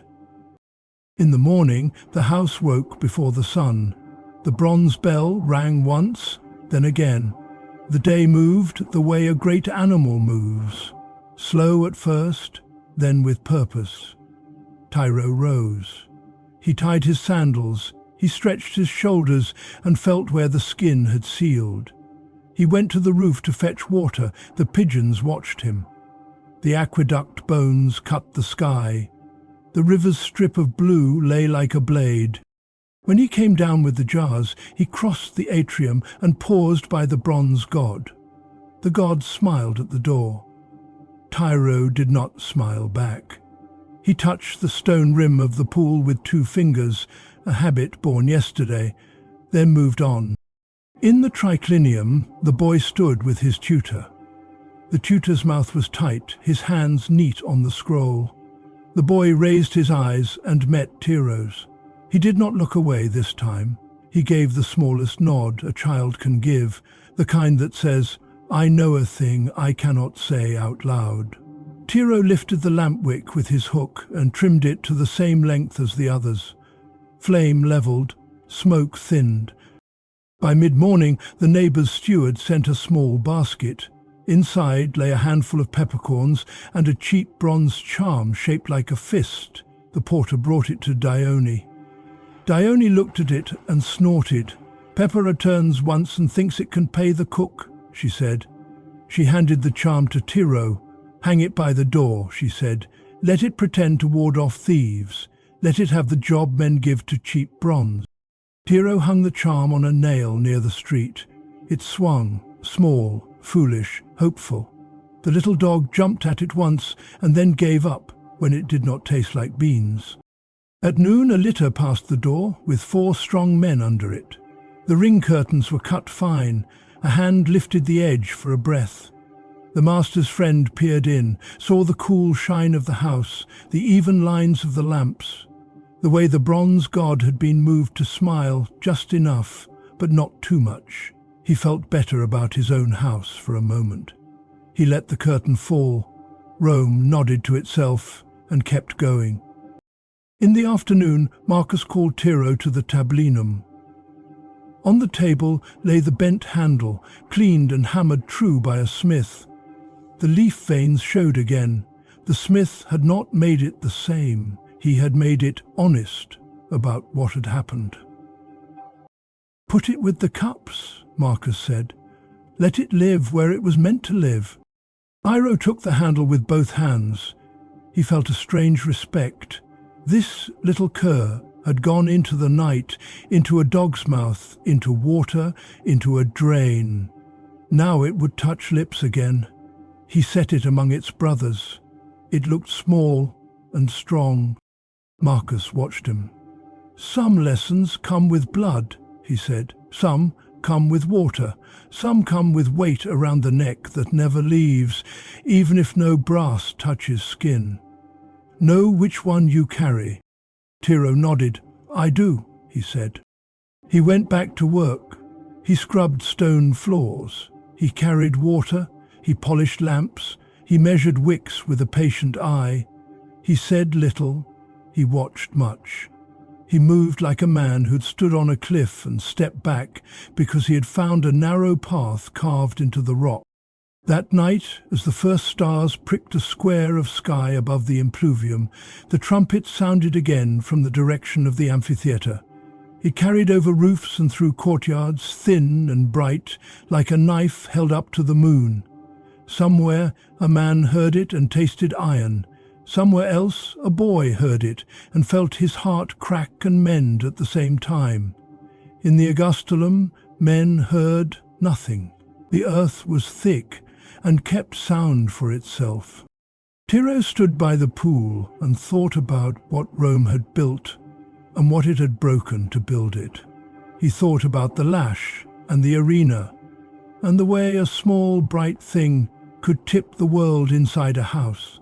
He thought about pride and mercy, and the heavy law living under the skin of men who could not vote on their own lives. He dipped his hand in the water and drew small circles that made the stars tremble. The little dog came and put its paws on the rim to drink. It lapped, looked up, sneezed, and wagged its tail. The bronze god smiled at the door with its fixed, sweet mouth. Tiro looked back once and then turned to the kitchen. There was bread to slice, lamps to level, a bench that would wobble again in time, a collar on a table in another room, and a city whose crowds would cheer in the morning for blood that would leave no mark on their own soft hands. He walked. His steps were the same as yesterday, and not the same. He had not become free. He had seen something in the dark and pulled it into the light. He had learned how close a life can come to ending over a thing that shines. He had learned that water keeps secrets and gives them up if you listen. He had learned that a man can be used to feed pride and still be a man. Rome would go on with her games and her laws and her feasts. The lash would sing, the arena would roar, the mines would swallow, the Augustulum would breathe its wet, low breath. But between those heavy walls, small truths would still rise like cups from drains, held up by hands with scars, as long as there were eyes that refused to blink, and a few people, stewards, wives, children, even dogs, willing to make that truth shout. And that is what it costs to light a house so bright that it never sees its own shadows. The weight on the backs of men like Tiro, who learn to stand in the dark and to hold their own end, even when the crowd is calling for someone else's.